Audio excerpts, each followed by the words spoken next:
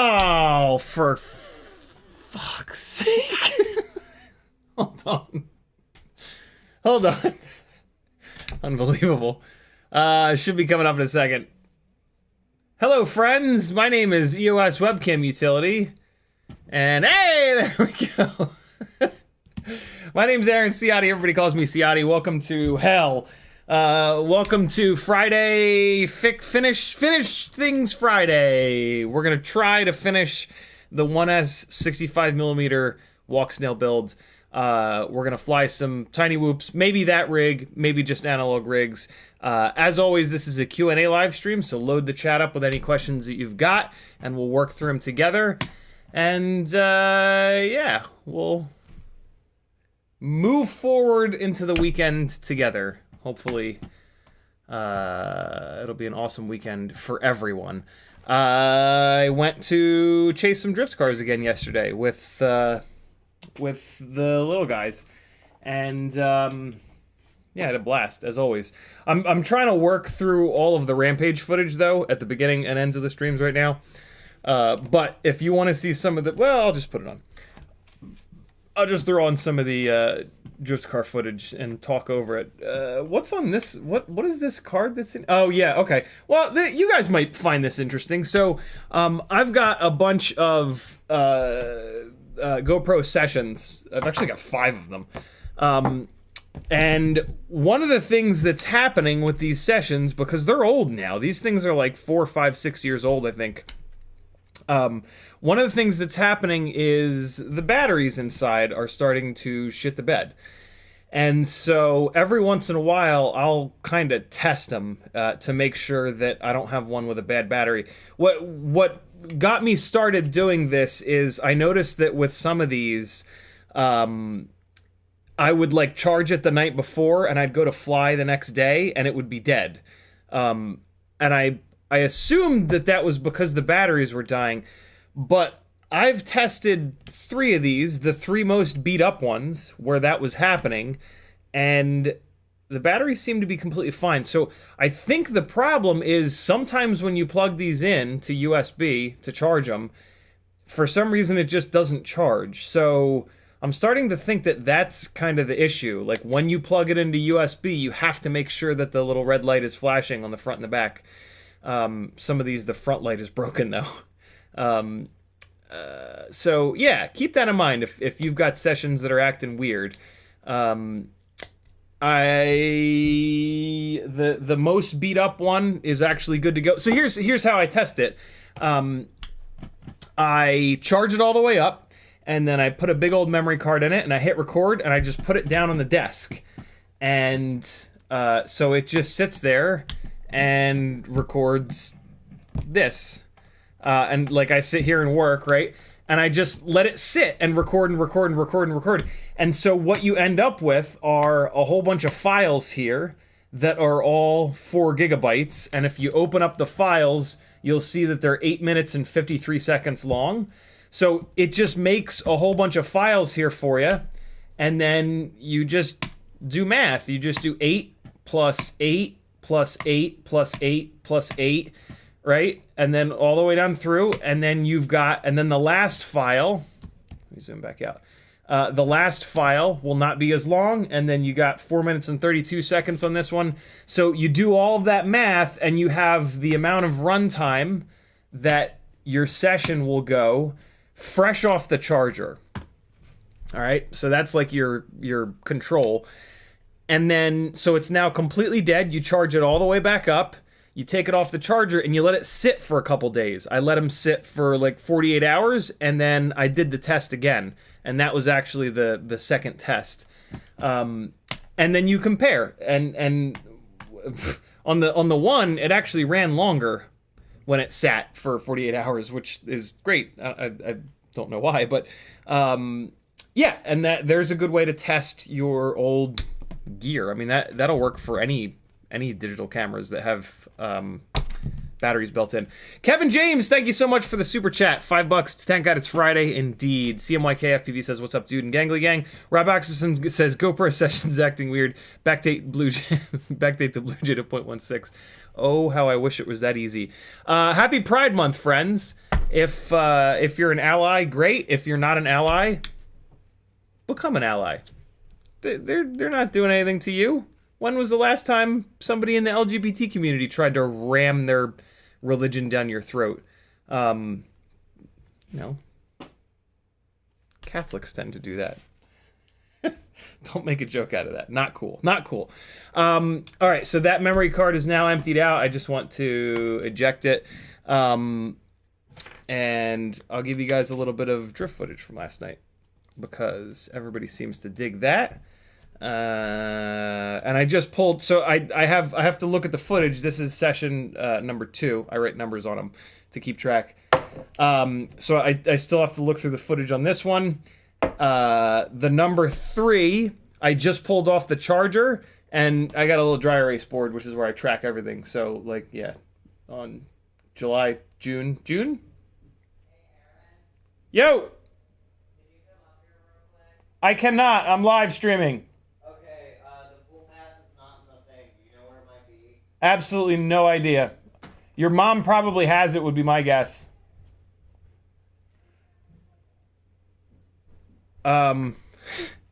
What was I saying?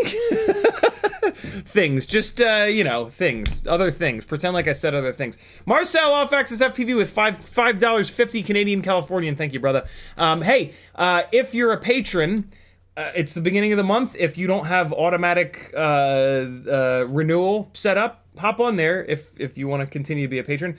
The giveaways are in like 3 days. So, you know, since the giveaways are now at the beginning of the month, maybe set up auto so that you don't, you know, like miss a couple of days and then miss the giveaways. Usually the giveaways won't be this early in the month, but sometimes they can be. So yeah, there's your, I guess, that was inadvertent, I swear. But there's your motivation to set up auto whatever. At the beginning of every month, my Patreon goes down by like hundreds and hundreds of dollars, and then it'll slowly kind of come back a little bit. It never quite comes back to where it was, unfortunately, but yeah.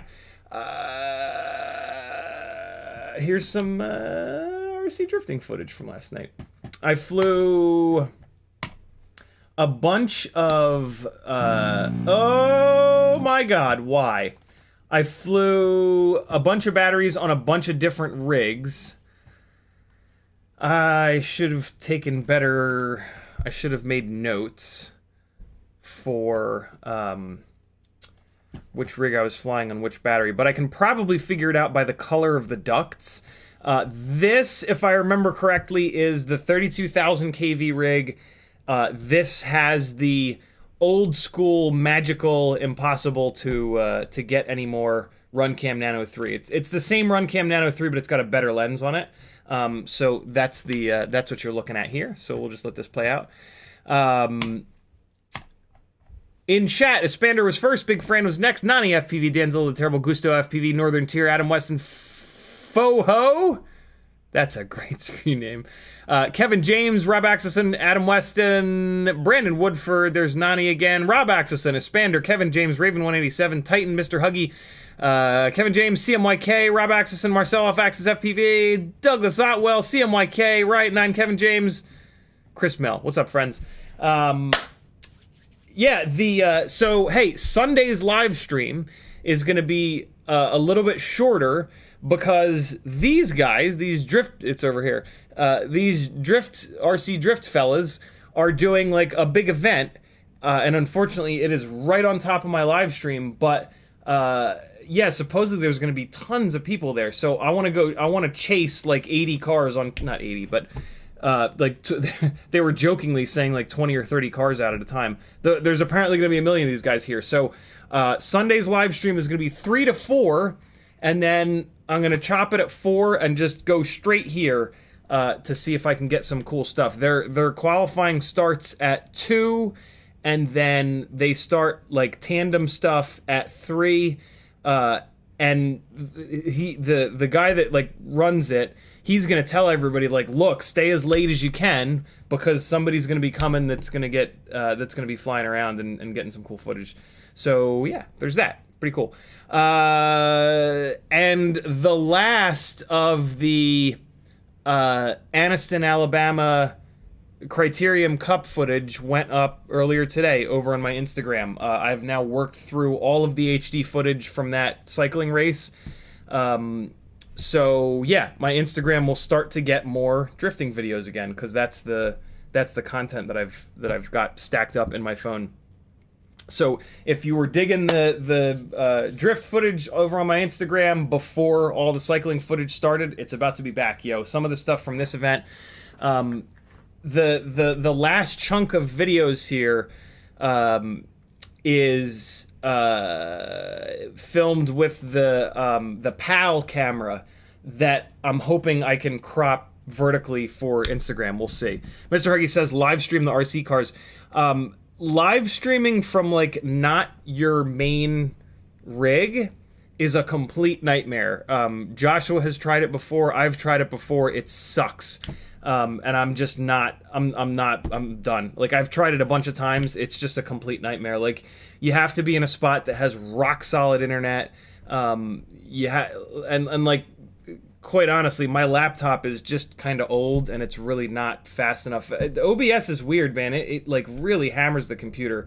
So yeah, they'd asked me to do it too. They're like, oh, you can just live stream from here. I'm like, yeah, no, it just doesn't, like, you would think it would be fine to do that, but I don't know anybody that's really had good luck doing it. So yeah, that's unfortunately not an option. Let me work through the super chats where you beautiful people have tagged me. If you want to get my attention in chat, all you got to do is type CiottiFPV, and it'll light up an orange for me, like that. You don't have to put the @ but you can if you'd like. You can do that with each other. If you want to get somebody else's attention, just type their name and spell it right. And yeah, for them and them alone, it'll light up an orange. Ispander tagged me, didn't say anything. Just wanted to say hi. Oh yeah, he said hi. Denzel the Turbo says, giggity giggity gangles, howdy CiottiFPV and all. It's Friday, gotta get down on Friday. Rob Axelson says, off work, got 2 days off, time to crash some quads. Adam Weston says, evening all. Brandon Woodford says, hey man, hope you have a good stream tonight. Happy Friday. Thanks, dude. Rob Axelson says, cut the grass, fix the roof, plant some shrubs, wash the dogs, fix the car, WTF.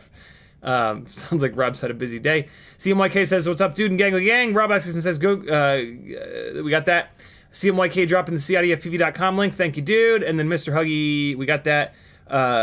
Marcelo Faxis says, hashtag also works. I did not know that.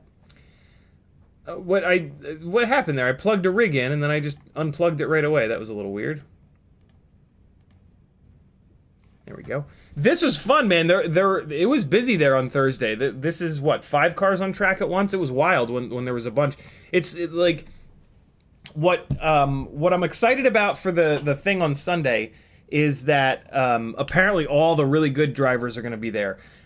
These Thursday night like kind of open meets, you get like a real mix of like there'll be like a couple really good drivers and then there'll be a bunch of guys that are kind of learning. And it's really hard for me to chase the guys that are learning because they're not all that smooth yet. And so like they speed up and slow down a lot. And that's really hard for us in the air, right? Like the reason why we can chase drift cars so like perfectly is that they don't speed up or slow down very fast. Like they don't go around corners very fast either. They're just like, yeah, they don't pull much G-force. And so for us, you know, pushing against the loose ass air, that's perfect because we don't have to. Oh, that was a hot. Hold on, I'm gonna see that one again. It was a, oh yeah, getting down. Oh, right up on that Supra. A96 life.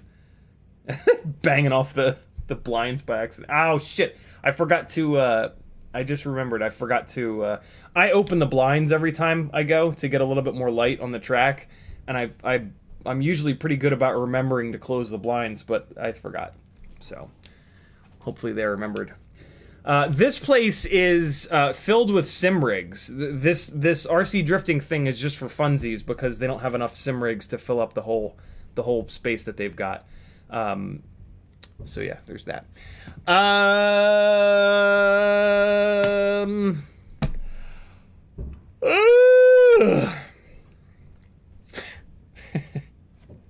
I don't know. Let's let me dive in. I'm gonna dive in and start working on this rig a little bit. Here's what I'll do. I'll leave this flight footage on, and I'll just screw some motors down to this thing. That's a fairly boring thing that nobody really wants to watch. If you guys have any questions about the little RC drift car action, let me know.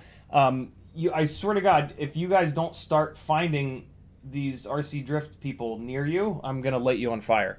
The RC drifting is a way more popular thing than FPV. So yeah, there's gonna be a group of people doing this somewhere around you. You just gotta find them. So yeah, get them Google skills going. You know, type into Google like the name of the cities near you with RC drift or something like that. Type it into Instagram. Type it all over the damn place, and you'll find some people. You'll find the groups. Offexis says, what is a sim rig? A sim rig is a set of pedals and a steering wheel, a force feedback steering wheel, and a seat. and a either a console or a PC and a monitor in front of you, and then you run sim games. I mean, I guess you could use a sim rig to describe any kind of setup like this. Like there's flight simulator games too, but yeah, sim rig is typically, when you say sim rig, the most popular thing for it to be is a driving sim setup, and that's what it is at this place. So yeah, that's what that is. Let's get some motors screwed on here. All right, so there's the end of a battery. I think, so those were the 2 batteries that I flew on the 32,000 kV rig. Up next will be, I have no idea. My guess, though, is going to be that the prop guard is in black. Hold on, let's see. How are there no ducts in view? Okay, no, I can see it just in the very corner. So there are, this is the rig with the black Meteor 65 frame. Let me go in my bag real quick and take a look. So this is now a different camera. I'm going to take a guess that this is that this is the regular RunCam Nano 4 with the current lens. In a second, I'll be able to tell you for sure, though. I only have one rig with a black Meteor frame at the moment. Let me take a look. So, no, that's not it. That's not it. That's not it. Here it is. Oh, no, it's not. Okay. So this, you are watching the Mobula 6 ELRS with Tiny Whoop prototype 0603 30,000 kV motors on the Gemfan tri-blades. And the camera is... What the hell camera is this? Is this a Newbie Drone BI? This is a Newbie Drone BI camera in a McStinky mount. And it's a 25-degree McStinky mount. So that's why there's barely any duct in view down here, because there's a lot of up tilt. And that is also why I'm flying so fast. It looks like I'm having trouble slowing down. Because I'm used to a lower up tilt. So yeah, this is the first time I've seen a McStinky mount not have a bunch of duct in. Oh, you know why? Usually I have the McStinky mounts on the 75mm motor-to-motor rigs. This is it on a 65mm. That's actually kind of nice, man. That's just the tiniest little bit of duct in view. I did not realize that. I kind of stopped using the McStinkies because there was a bunch of duct in view. But that was only on the 75mm frames. Yo, E-Rod's in the house. What's up, brother? You coming to Atlanta soon? Love that. Miguel T with a $5 super chat. Thanks, brother. He says, have you looked into RC drifting? I'm intrigued. Huge car guy. Done rally and drifting in real cars. I have tried RC, like ground-based RC cars a bunch of times, and it just doesn't hold my interest. I'm sure that the drifting thing would be a little bit more fun, but I don't know. I'm just not. I don't have time for another hobby, which is totally fine. So yeah, the rig that you're watching right now is not this one. It would be this one here. All right, so now you're looking at the regular current generation RunCam Nano 4 camera on a rig with the Newbie Drone prototype frame and motors that I can't talk about. So yeah, that's what you're watching now. All right, let me keep screwing motors down to this Walksnail build. Miguel T, thank you again for the super chat. Foho, is it Foho or Fohoax? Says, family's home, we'll catch the rest tomorrow. Can you riff a bit on prop noise? What would you build for a gig that wants GoPro video without annoying noise? Bonus if it doesn't suck to fly. That's an easy one, Fo. The more blades, the less noise, up to the point where you're at like 5 blades. The Gemfan 5-blade D76 or I forget what the smaller is. 76 is 3-inch. They have another one that's 2.5-inch. They even have a 3.5-inch. Those are just as quiet as the HQ 6 and 8 blade props, and they're most people like them more because the HQ props, each blade is really thin and really small, and they're super easy to just bend them and ruin them. So yeah, the GEMFan 5-bladed propellers seem to be the best mix of quiet, good thrust, well balanced, and strong enough to not get bent when you're like trying to mount them. And then the only other thing you can do to reduce noise is reduce weight.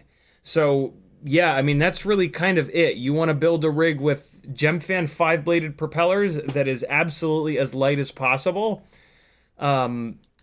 So, I mean, if they want GoPro video, technically speaking, you would want to build a naked GoPro. I haven't done it yet because I just can't justify accidentally ruining a perfectly good GoPro while trying to do the nakedification.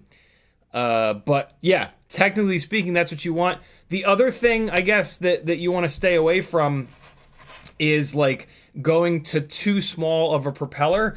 So like the noise that we get is mainly moving air meeting not moving air. And so like a 5-bladed propeller, each blade is able to spin more slowly, and then so the air is moving slower that then meets the non-moving air outside of the props or the ducts or below or whatever. So that's why the multi-bladed propellers are quieter. And so like what you want to avoid is going bananas on your on the RPM. You don't want to have like so like, for example, a lot of people will notice that like 3.5-inch rigs are a little bit quieter than 3-inch rigs. Where you really notice this is that 3-inch rigs are significantly quieter than 2.5-inch rigs, which unfortunately, so that kind of works against the whole like keep the rig as light as possible thing, which is sort of annoying. But yeah, like I would not recommend that you build like a 2-inch rig and just crank the shit out of the RPM, because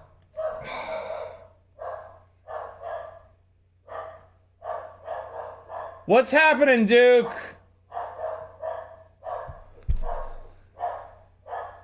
Please, no. Why? Okay. Maggie's taking care of it. Good. Yeah. I don't remember what I was saying now. Oh, yeah. So you probably wouldn't want to build a 2-inch rig, because it's gonna have to put a ton of thrust out at like really high speed thrust out in order to carry the GoPro or the naked GoPro or whatever. So yeah, there's going to be a balance that you're going to need to strike there. If you're going to carry, here's what I can tell you though. If you're going to carry a full size, like full fat GoPro, you're going to build a 3-inch rig. You're just going to build a pretty, here's what you're going to build actually is my Cinesplorer. That build is up on fpvknowitall.com. The Cinesplorer is the lightest of the Cinewhoop frames, and it's also kind of the best of the Cinewhoop frames, so that'll be kind of nice. But then you're gonna have a bunch of different duct options, which is great, and you're gonna put it on 3-inch propellers, the D76s, and that's really it. Like that is as quietly as you're gonna be able to pick up a GoPro. Although I will say this, the ducts actually make it louder, because the ducts serve as a barrier, and it's going to allow the propeller to really accelerate the air, and then at the bottom of the duct, that accelerated air is going to meet the still air on the outside. So if for that gig you're not flying around people and you can do it without guards or ducts, that's actually going to bring the noise level down even more. So keep that in mind. Obviously, if you're going to be flying anywhere near people, you're going to have the guards on there. But if not, yeah, 5-bladed D76 prop with as light of a platform as possible. Cinesplore would not be the way that I would go in that case if you're not putting ducts on it. But I don't know. I mean, gig that wants GoPro video. Yeah, I mean, most gigs you're flying around people though, so yeah, you're probably gonna have to have the ducts on there. But there you go. There's that's how you quiet down a rig. You blow air at lower speeds from a multi-bladed propeller, and you try to keep the light, the weight as light as possible. And just, you know, it really is about just trying to keep the thrust moving at the lowest possible speed.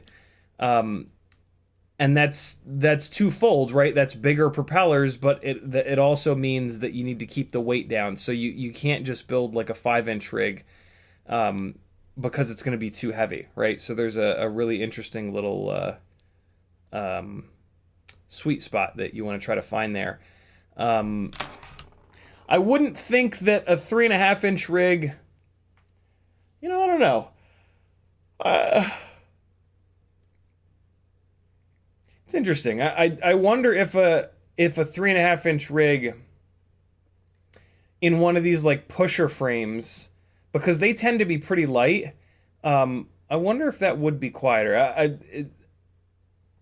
I don't know. I don't know. That'd be an interesting test. Anybody have a 3-inch Cinewhoop and a 3.5-inch Cinewhoop that can see the problem though? The problem with trying to do that test is like you would have to have like a sound meter, and even if you had a sound meter, I don't really think it's a very fair test, because like the pitch, like people tend to be more sensitive to like higher pitched noises. So even if the 3-inch rig like didn't read louder on a dB meter, people might consider it louder because it's a higher pitch, you know what I'm saying? But usually by the time you get up to 3-inch, the pitch is low enough that it's not nearly as like screamy and screechy. The screamy and screechy thing you really get with like 2-inch, 2.5-inch rigs, for whatever reason. So yeah, I still think that a Cinesplore would be your best bet.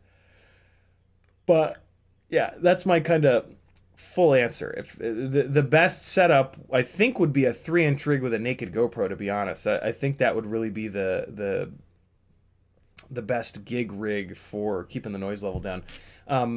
Here's my main issue with naked GoPros on gigs is that they're so fragile, and they're just never going to be as like worry-free as a full-size GoPro. That's why I've never done I've always flown full-size GoPros. Is like, yeah, I want the reliability.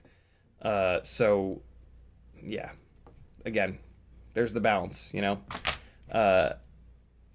Showing up at a gig with something that doesn't work, that like explodes or doesn't work, but is really quiet, is much less desirable than showing up with something that's a little bit louder that's actually going to work. So you got to kind of balance that out. I just realized that I pinched one of these wires in between the little frame here. There we go. All right, cool. So I've got motors bolted on and plugged in to this little Walksnail build here. We are one step closer now. And I'm approaching the end of this flight footage. So hey, this is now footage from the Fractal 65 rig, the kind of dedicated 65mm cinematic, as I call it, analog cinematic rig. And I gotta be honest, man, I really like the way that this thing flies. I think it's because the camera is so low to the ground, but I definitely noticed yesterday, flying 4 of these tiny whoops back to back to back to back, that this rig in the Fractal frame it's just easier for me to fly. It's easier to get down low. It's easier to kind of lock onto these guys. And yeah, I'm pretty sure that's just because the camera is all the way up front.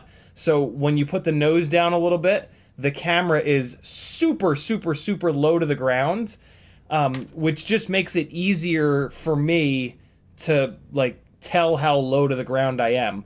With the other rigs that have the camera in a canopy, you know, there's like a 2-inch, 1.5 inch difference between the eye level of the camera and the carpet. And so, yeah, it's harder to get really low to the ground. You know, these little drift cars are only like 3 inches tall, and we're trying to like emulate what you do with real drift cars, which is you get all up on them and you get the camera like in the middle of the car, and it's super amazing. So yeah, if you're looking to build, I really, this right here, I think this is the perfect use for these fractal frames. I think this is really what they're meant to do. You know, I don't like these fractal frames for freestyle at all. They block too much thrust, and the motors are like solidly mounted, so it's gonna put a lot more stress on the motor shafts. So yeah, this right here I think is the perfect reason to build a fractal frame. This is a cool little thing. These guys are practicing for Sunday, so they're literally practicing tandems. And I just happened to be right there when they were getting started. So I did a full run with them, and I didn't wreck at all, which was pretty cool. So yeah, this I think this is the last battery that I flew at this place, which is awesome because I can then turn this off and we'll switch over to the bench cam and get back to work on this the lightest in the world. Mobula 6 Walksnail setup. What's up, Sky Sailor? What's up, Hockey Grounds? Or no, I guess it's Hockey Rounds. What's up, Flush FPV? Let me get caught up on chat real quick here. Freelojo just posted Puffy 1S pictures in live stream live. Let's take a look. Hey, by the way, this is my... Ooh, that's a puffy one. Unbelievably, this is my full-time job. If you'd like to support me, head on over to CiottiFPV.com, and there's a bunch of buttons for you to click. The second one is the Patreon button. That helps me out the most. Hey, by the way, also, today is June 2nd. Would you believe that I only charge 7.5 cents a minute for these live streams? It's true.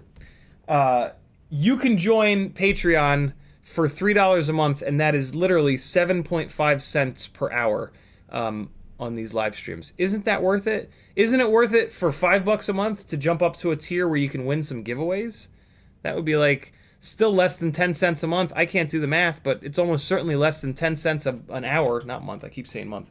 Hook your gangly buddy up and hop onto the old Patreon over at CiottiFPV.com, and you can win some stuff. You can support your buddy.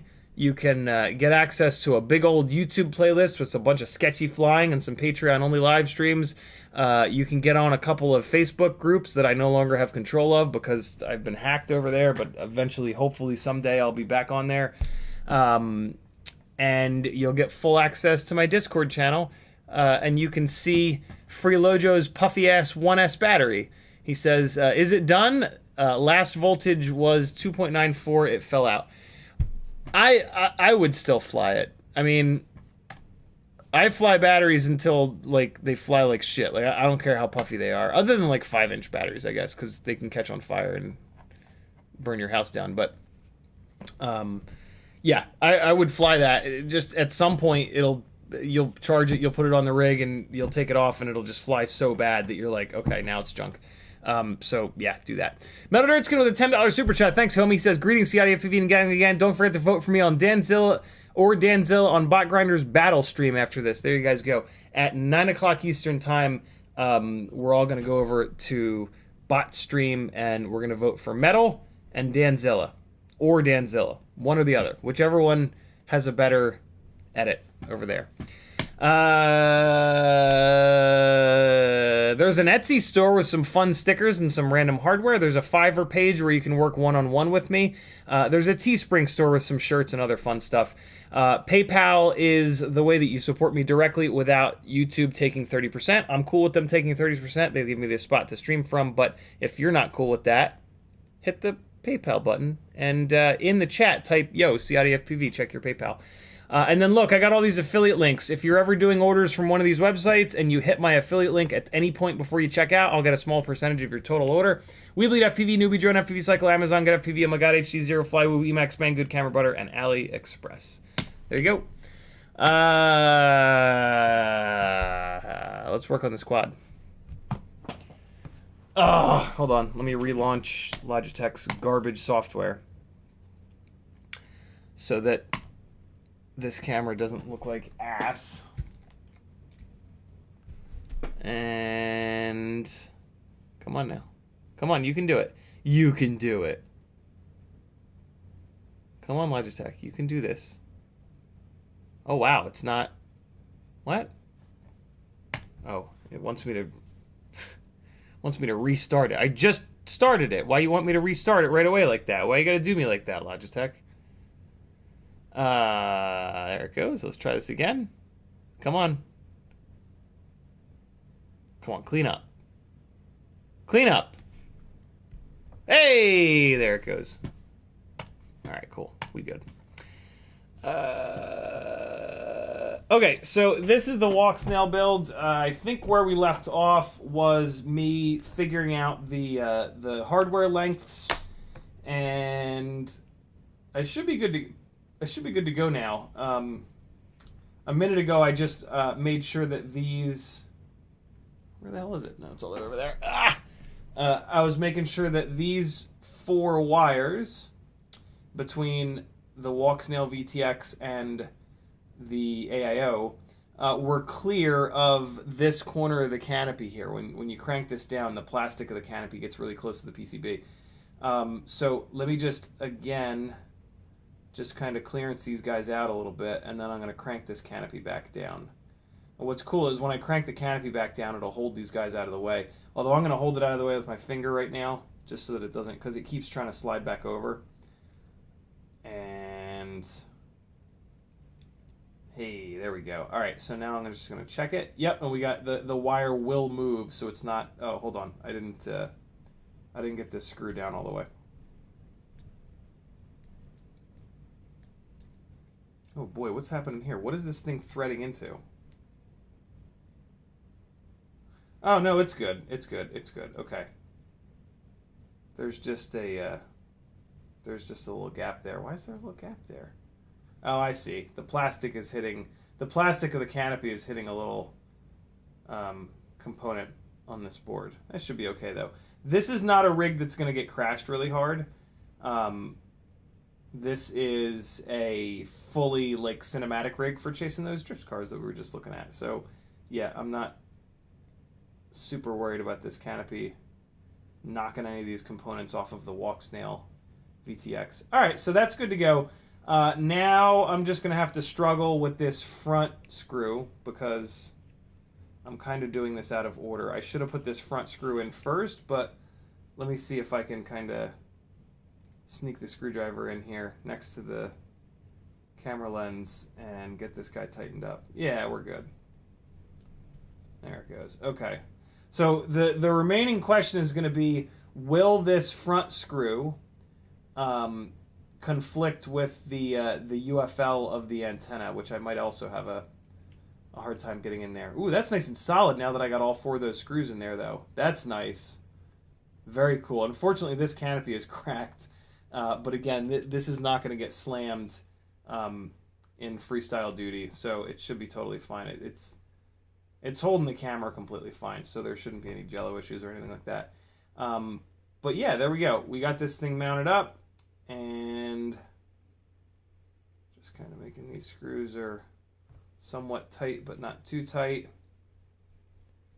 And this AIO in here was on a rig that was working, so I don't really have to do much of anything.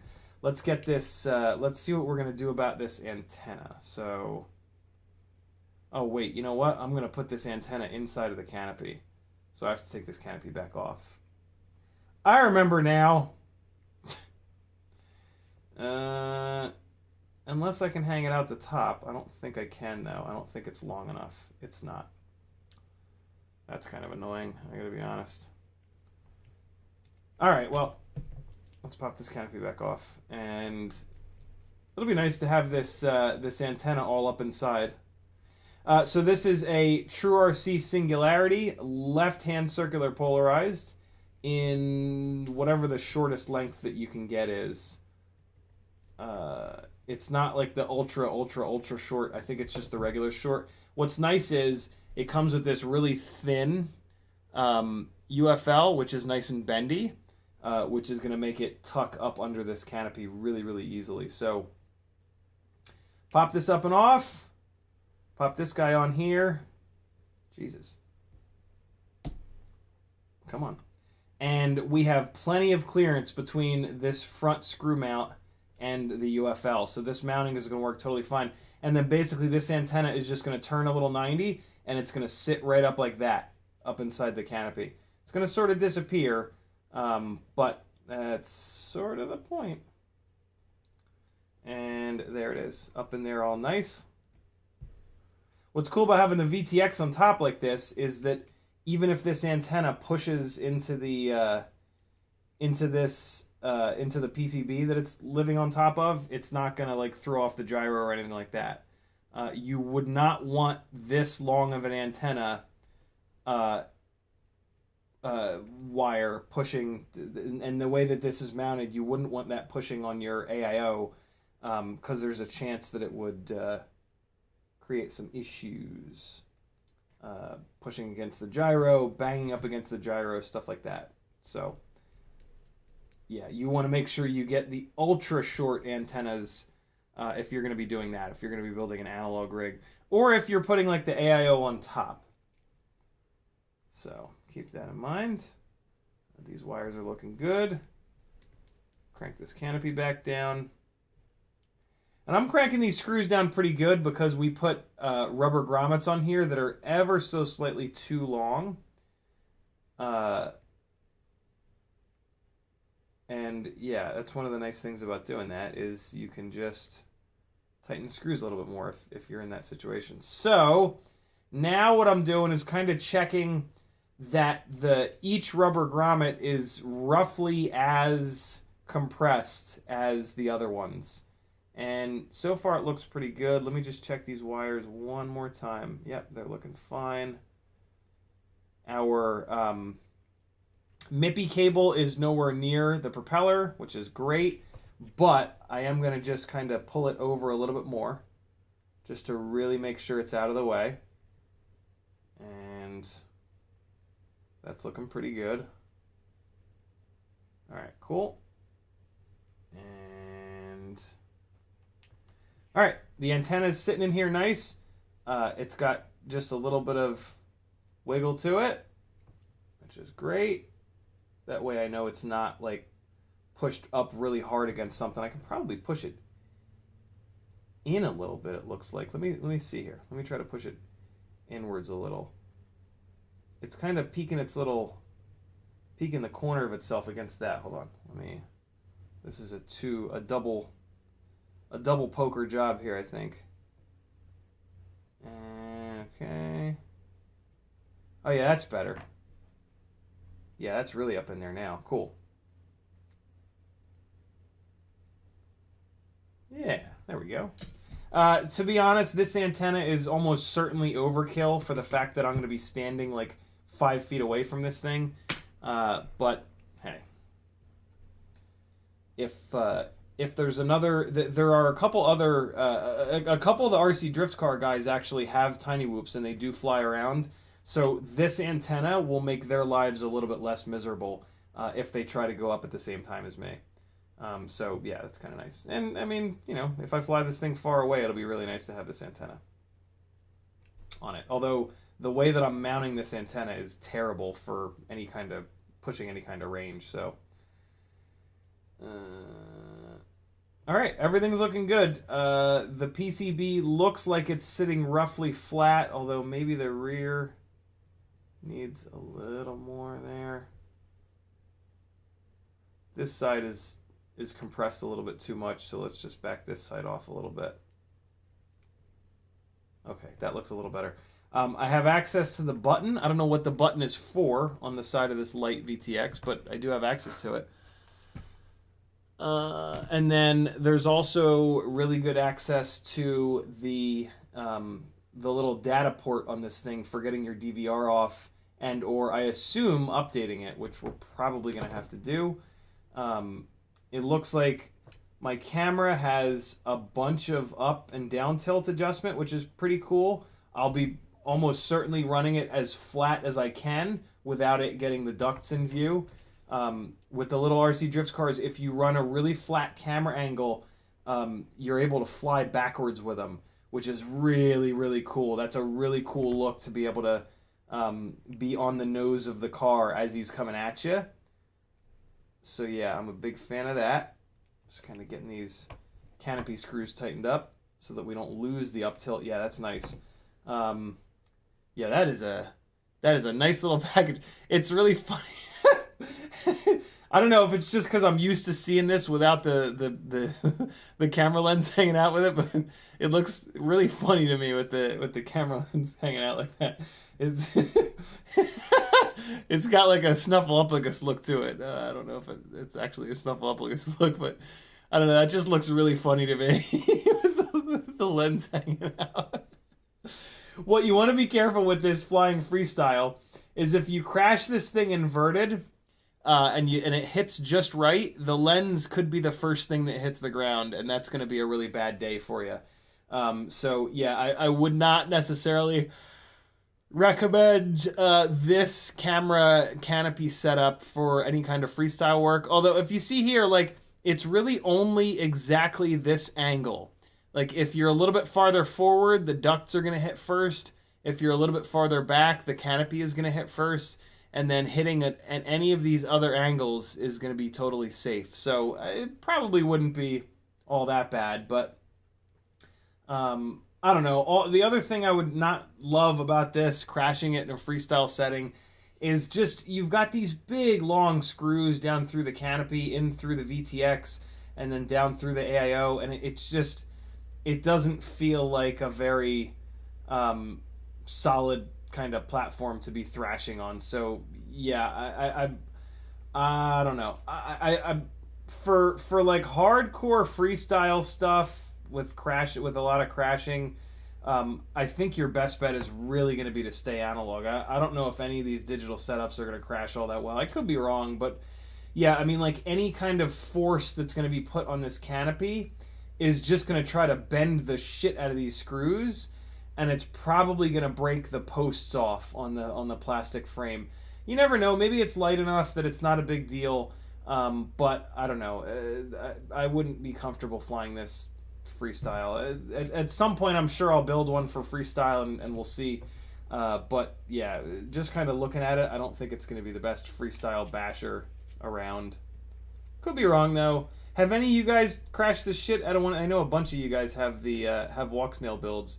Has anybody put any like, let's say 50 plus really hard hits into it to see if it can withstand actual freestyle abuse? It's an awful expensive camera and VTX platform to be thrashing like that. Although, I mean, I guess you could say the exact same thing about GoPros on our 5-inch rigs, and my god, they hit super, super, super hard. So yeah, I don't know. Just getting some of these. I have this little bag specifically for Happy Model screws because they use pretty specific screws. So I'm just getting these kind of put away real quick here, and there we go. Cool. All right, this is actually another set of Happy Model screws here, and then I think I might have seen one in here. Yeah, here's one in here. All right, we're good to go there now. Oh wait, here's a whole bunch more over here. What the hell? Jesus, I have a lot of these. All right, let me get caught up on chat a little bit. Marcelo Alvaxi says, I guess I'm attending an RC drift competition with my HD Whoop this Sunday. Really? You found one that quick? Nice. That's amazing.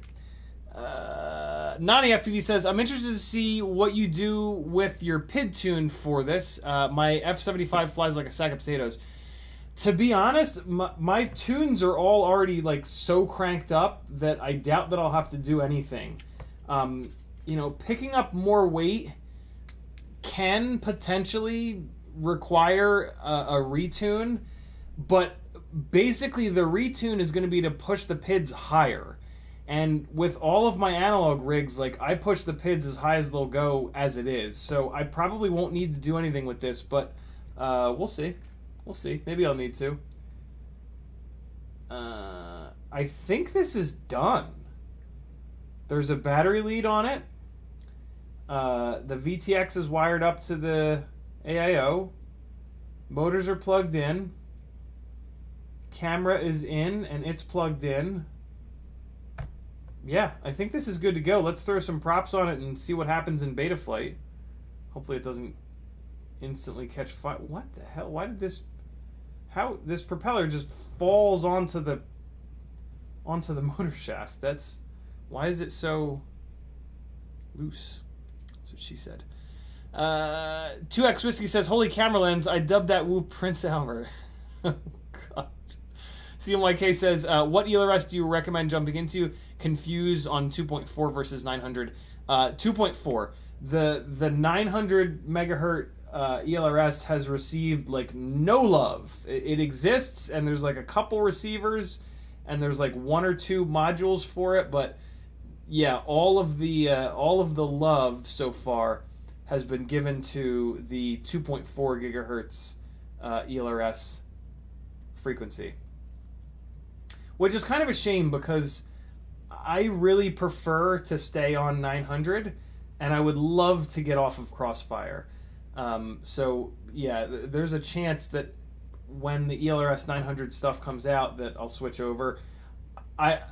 Here's my kind of deal breaker though, is that I'm not going to buy another module. Like, they need to make a dual frequency module that's 2.4 and 900. It's just insane to not do that. So even if they start giving some love to the 900 side of the side of ELRS, I'm gonna really need them to make a double module. It's just super annoying to have to switch your modules all the time, and like, if I'm gonna it's one of the main things that I don't like about Crossfire right now, is that when I fly tiny whoops I have to switch a module, and then when I fly everything else I have to switch back. So yeah, they need to go ahead and do that in order to get me to switch. And I have a feeling they will. Like, why the hell wouldn't they? Other than maybe money, I guess. But yeah, they should. I wouldn't be surprised if they do at some point. But this propeller has a little chunk taken out of it, so we're going to throw it away. The leading edge of these propellers will always get banged up. That's what you see me sitting here with my fingernails kind of pulling out. But if a physical piece of plastic breaks off of a propeller, that will never be balanced again. You should throw it away. Although I did just notice that a piece broke off the other side that was roughly the same size, so it actually might not have been all that bad. Mother Earthson says, we had 4 pilots on 900 megahertz band at a race recently, and people were fail-safing all over. The band is just too narrow. Was that ELRS? Because Crossfire seems okay. Multiple pilots up in the air on Crossfire has kind of always been totally fine. I'm wondering if that's an ELRS thing. That's interesting. CMYK says, how do you mount that BI cam on the Mobula 6 canopy? McStinky mounts are what I use. And if you need some McStinky mounts, CMYK, I have a whole shitload. Just message me, and I'll send you some. I think I might even have a label printed already with your info on it. All right, this propeller is not broken, so we're good to go. I just need to hit the stash for one more. Oh God, These propellers fit terribly on these motors for some reason. I don't understand why. I don't know what motors these were on that like opened up the holes in these damn things. Kind of weird. But it's an easy fix. You just take your fine tipped tweezers, go in the prop hole, and just score up the inside of the propeller hole. You're just digging into the plastic, which is going to raise some of the other plastic, and then that makes the propeller fit beautifully. Just like I did with all three of these. And there we go. Let me get one more. Let me hop in the stash. Yo, I must have slept funny, or I'm just getting extra old because my hips hurt like hell today, man. Like, oh God, I don't know if I've ever really had. Ricardo strangely asking the exact same question as CMYK from like 10 minutes ago, 900 versus 2.4. I just answered that question. Basically, little to no love has been given to ELRS 900. So there's like only one or two modules that do it, and there's only a couple of receivers. So yeah, unfortunately at the moment, ELRS 900 is not all that realistic, just because nobody's really supporting it yet. At some point, hopefully they do. But so I think there's something about these Tiny Whoop 0702s here that these motor shafts are maybe slightly undersized or something, because this is a fresh propeller and it's not fitting very well on there. So that's kind of interesting. Maybe this is one of the old. This is definitely one of the V1 Tiny Whoop 0702s. Maybe it's like the very first run that they did. But again, very easy to make a loose propeller fit much better, as long as you've got a pair of fine-tipped tweezers that you don't care about, because it is rough on the tips of the tweezers, for the record. So keep that in mind. Don't use like a $50 pair of tweezers to do that. All right, we are propped. We are camera and VTX'd. Let's plug this into Betaflight, throw a battery on it, and see what the hell happens. Maybe it'll catch on fire. I don't know why I say that. I guess I say that so that, like, if it does happen, it's like, well, I told me so. 2X Whiskey says, I'm just gonna call you Whiskey from now on. Whiskey says, I found some weight savings by replacing the metal stack screws with M2 nylon screws. I cut off the frame's thread tubes and tapped the remaining plastic to receive the nylon machine screws. Interesting. I don't trust nylon screws. I crashed way too hard for that. I mean, with a cinematic rig, though, in theory, you're not going to crash it very hard, but I'll still take a little bit of extra durability. I've played the nylon screw. I've even played the nylon standoff game for a while, and yeah, it's just, you know what it is too. Like, I hate when stuff breaks, and when like nylon screws or standoffs break, it's like, well, idiot. There's an easy solution. You know, like that's what I say to myself. So yeah, plugging a battery in. Uh-oh. Why is it clicking? It's clicking. Oh, it's plugged into USB. I was gonna say there's no power to it. Hold on, let me see. Oh no, it blew up. Oh. No. Wait, maybe not. Maybe not. Hold on. Hold on. Maybe I didn't plug it in all the way. Ah, I didn't plug it in all the way. All right, we're good. All right, cool. Let me plug it into Betaflight. We'll get the motors spinning the right direction. Like I said, the tune's fine. Like this is a rig that this is an AIO that was flying totally fine. It's a very strange clicking noise. What's clicking? Tick tick tick tick tick tick. It's like tick, tick, tick, tick, tick, tick, tick, tick. It's the motors? fire up Betaflight. Betaflight's already open. Where the hell is it? Oh, there it is. Close. Connect. And accelerometer's looking pretty good. The clicking's very weird, I gotta be honest. I think maybe the clicking is it trying to power up the VTX over and over and over again, I guess. That's my initial thought. It's probably not great for it. See if the VTX is getting hot. Nah, not getting hot.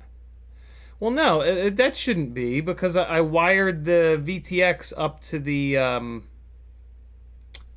VBAT pads. That's weird. Well, in a second, we're going to see if it flies. Oh. Nope. It stopped clicking for a second. That was weird. All right, let's power it up. And we'll see if the motors spin, see if there's anything weird going on there. Motors tab and motor direction. I understand the risks. Wizard, start and spin. Yeah, cool. All's well. Wow, it's smooth too. These motors are not beat up. Motor 1 is wrong. Motor 2 is right. 3 is right. That makes 4 wrong. Stop motors. Close.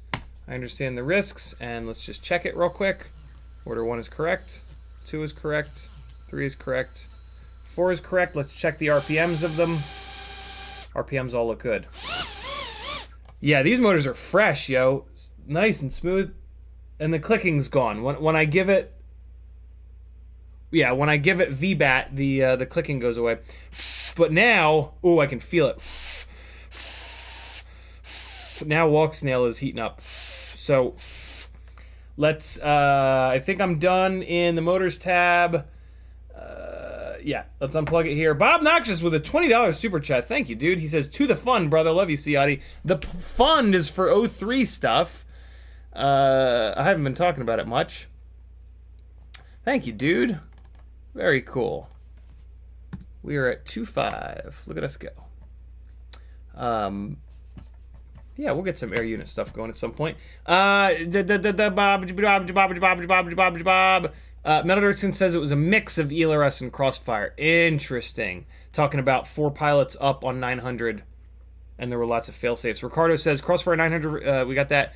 S. Wiseman says, I'm getting a Mobula 7 and RM Boxer ELRS set up on Monday, so maybe next Friday I'll figure it out. ELRS, yeah, probably think about that long. Sam Mike says, no! Why? Oh, because I thought I blew it up. Lama Caesar says, I watched your stream on the 250. Shame about your finger. You didn't really get to do the show as you wished. What are your thoughts on getting one in today's market? Do you still fly one? I don't even remember what happened. I don't even remember the 250 biting me. Great question. Is the question being, is the 250 still relevant today? What we've learned about the 250 is the arms are a little bit weak. So if you're gonna slam concrete a lot, I would not recommend it. If you're gonna slam into the grass and trees and stuff, the frame flies really good. I think because of how thin the arms are, so they don't block much thrust. So yeah, I mean, it's frame design, it hasn't peaked, but like frame design got really good like 2-3 years ago. So it's probably kind of still valid. You know what I remember? My least favorite thing about the 250 is working on it. The front camera plate, there's 2 sets of front camera plates, and they like kind of sandwich the top plate. So like to get the top plate off to work on the thing sucks. You have to unscrew the top plate, and then you have to unscrew the standoffs on the front camera cage, and then you have to try to slide the outer front camera plates forward and off. Oh, that's where I fucked up my finger, actually. That's right. Yeah, so, like, it's a bastard to work on, which for me is like a really big deal because I test a lot of stuff, right? For you guys, if you're not doing a lot of testing, that's not as big of a deal, but it's something to kind of think about. So if you're going for, like, you know, livability be damned, the best possible flying, most efficient frame for 4-inch propellers, it's a pretty good option for that.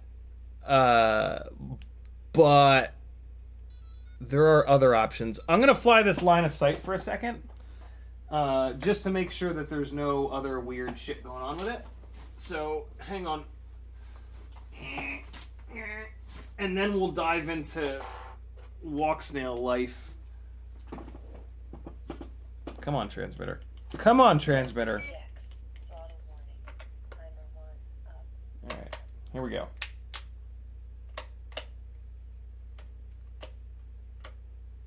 So, you know, with the way that we're mounting this stuff, there's a chance that it'll fly to the moon, but nope, we are good to go. It flies fine, and it sounds great. Well, it's got some power too, yo. Okay.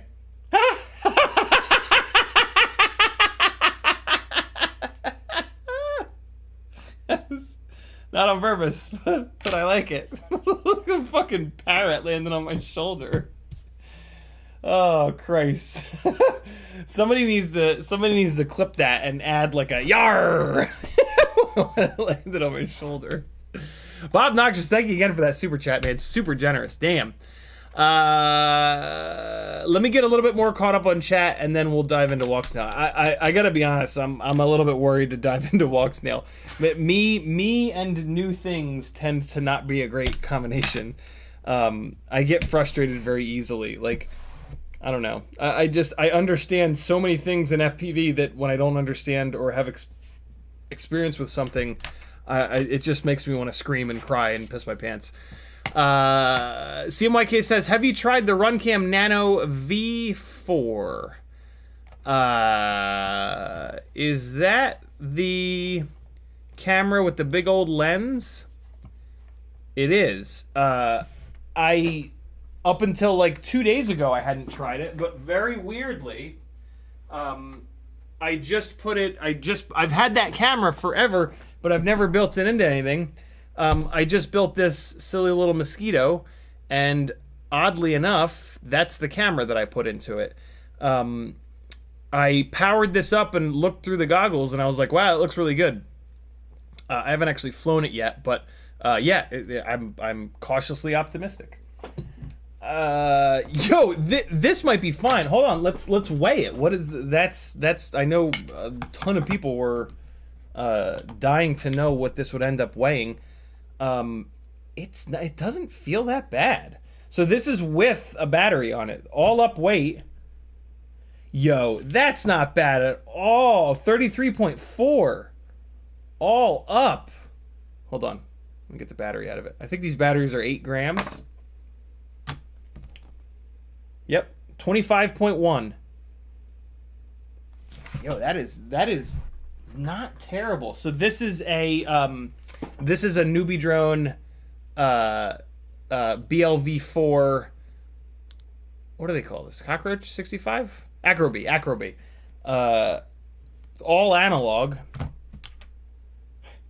23.8. So compared to like the heavier analog Tiny Whoops, it's only like less than 2 extra grams. 24.0 versus 25.1. Yo, 25.1 with 1080 on board.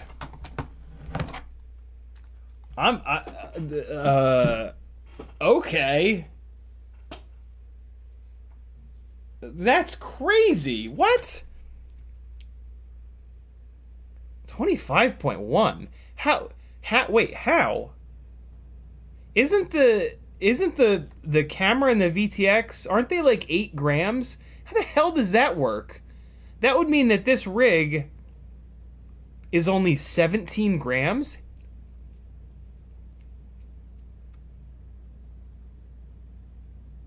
Oh, because of the cross AIO. Wow. Yo, wow, okay. I have to build one of these for Freestyle. Okay.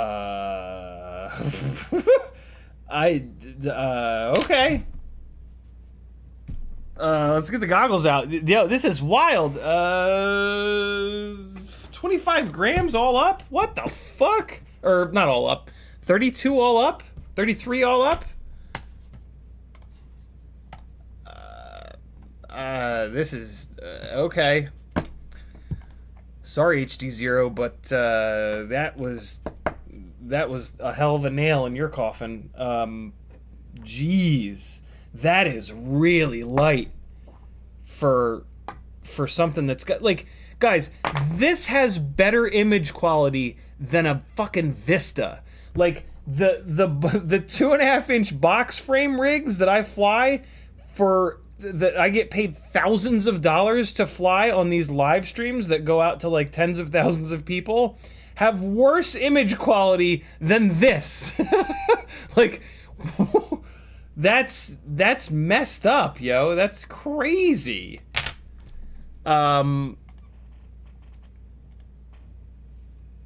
Okay. I'm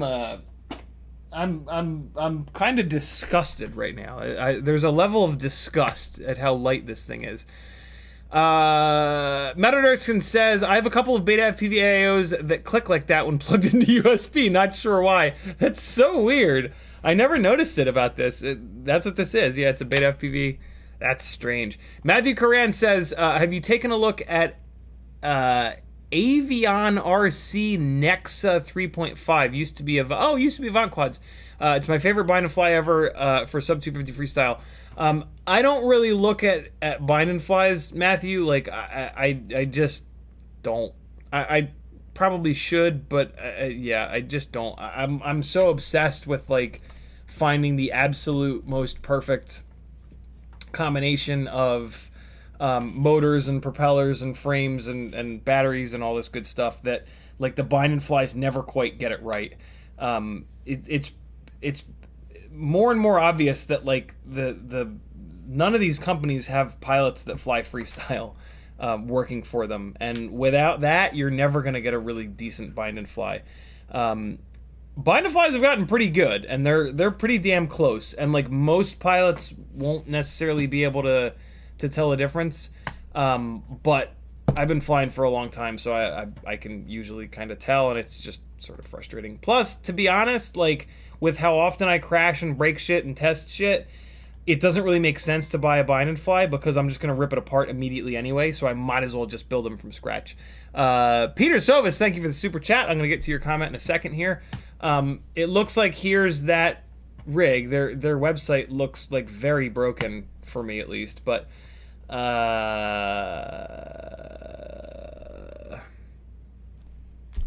right, well, that's not helpful. Okay, so can't look at bigger images.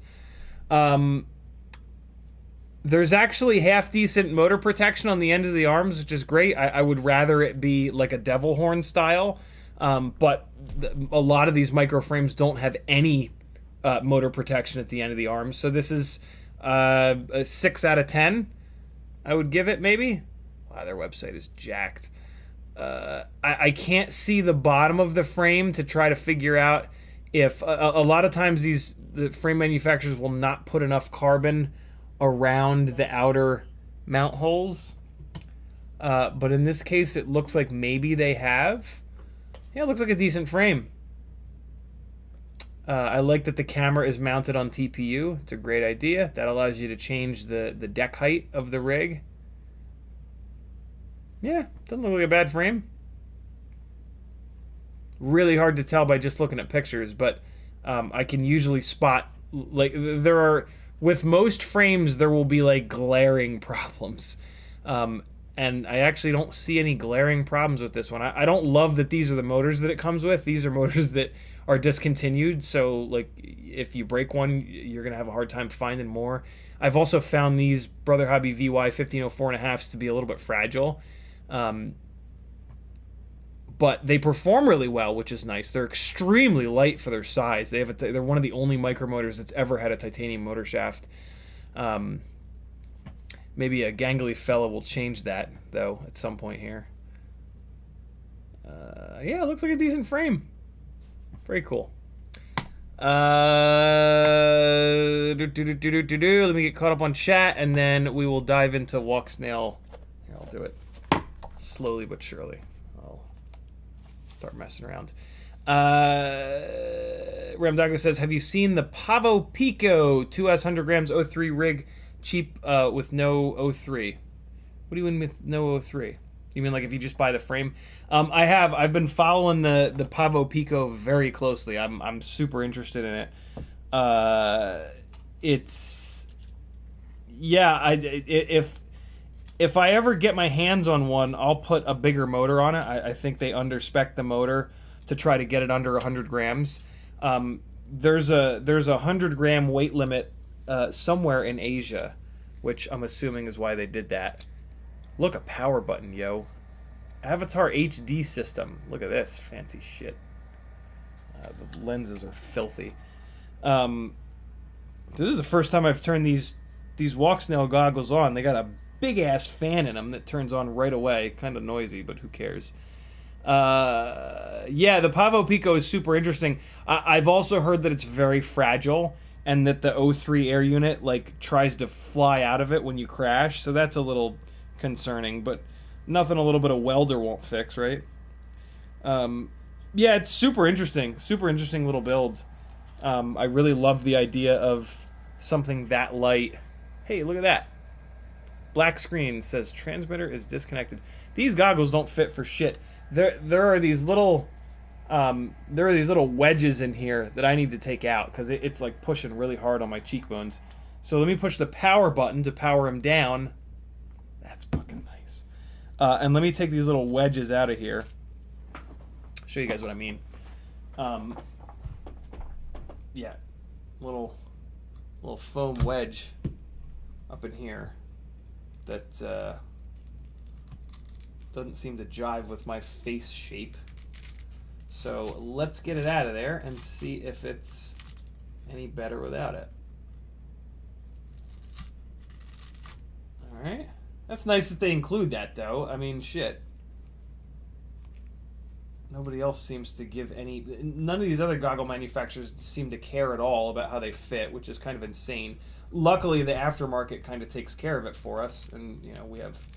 Hey, does anybody... Speaking of, does anybody know of foam for these? I have not seen, like, Walksnail-specific... newbie drone foam or anything like that. Am I just missing it, or is it not needed? I'll tell you in 1 second if it's not needed now that I've got those out of it. Doesn't look like there's any other weird wet foam wedges in here. So now this is just like raw goggle fitment. Let's see. Oh, that's much better. God, that's way better. Oh yeah, these are fine, yo. Never mind. I don't think I need the foam. I would still like to check it out. A little bit of light leak under here, but so do my Fat Shark goggles. That doesn't seem to bother me. They're not super heavy, which is great. This is a fly-high goggle strap, which works perfectly. I did have to mod the goggles a little bit to use this strap. I just cut... I'll show you. I just cut little slots in the metal jibby jabby. See that there? See the little... No, you can't see it because my fucking finger's in the way. Idiot. Yeah, I just busted out the Dremel and just cut a little slot, and then the goggle strap goes right through the slot, and then you can use a regular old goggle strap. You don't have to have a fat strap or any other silly nonsense. See that? A little slot I cut in it. Yeah, look at that. And now I can use cool looking goggle straps. Wow, yeah, these goggles are nice, man. This is hold on, where'd the Fat Sharks put away? They are. I just use like the regular old fake vinyl Fat Shark foam on these. And yeah, so these are definitely lighter for sure. Oh, okay. Yeah, there's no light leak on these. Yeah, there's no light leak at all on these, no matter where they sit on my nose. Yeah, I mean, Fat Sharks fit the best, like they always have. They probably always will. But this ain't bad, yo. This is, yeah, definitely heavier. Definitely heavier. Oh, okay, yeah. So they definitely don't fit as good. They push on the middle part, like right here, of my nose. What is that? Okay, that's a part of the goggle. So, yeah, I would like some thicker foam for these. If the foam was a little bit thicker up and around here on the top part, that would just push them a tiny little bit off my face so that my nose is not pushing into here. Although, you know, when you wear goggles for a while, it tends to kind of form the foam to your face. So that could happen with these. IPD end focus adjustments down here on the bottom. Really, really nice. They slide in and out, and then they rotate for focus. A little USB port on the bottom. Not much going on in these goggles. They're pretty kind of clean. There's a little switch on the top, I think, for the fan. Ooh, it's like a mushy switch. What the hell does that do? My guess is that it changes where the fan is blowing. Oops, I hit a button. Didn't mean to.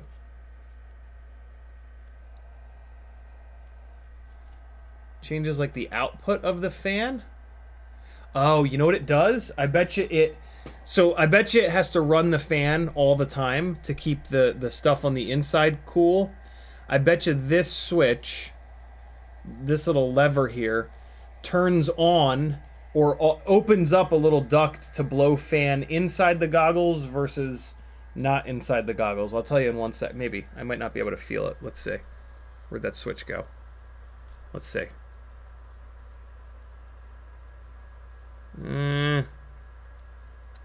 I can't like feel it on my eyeballs, but I'll bet you that's what it does. I'll bet you that's what this switch up here does. There, you can kind of see it from the reflection. It's just the one side of the switch. The one side of the switch has a picture of a fan. The other side, I guess the one side has a bigger picture of a fan than the other. That would be my guess. And you got a record button up here. No idea what this button is. And then you've got your up, down, left, right, click in wheel on the side here that we're used to from most of our gear. There it is. And then that's a little hole probably for like binding or reset or something like that.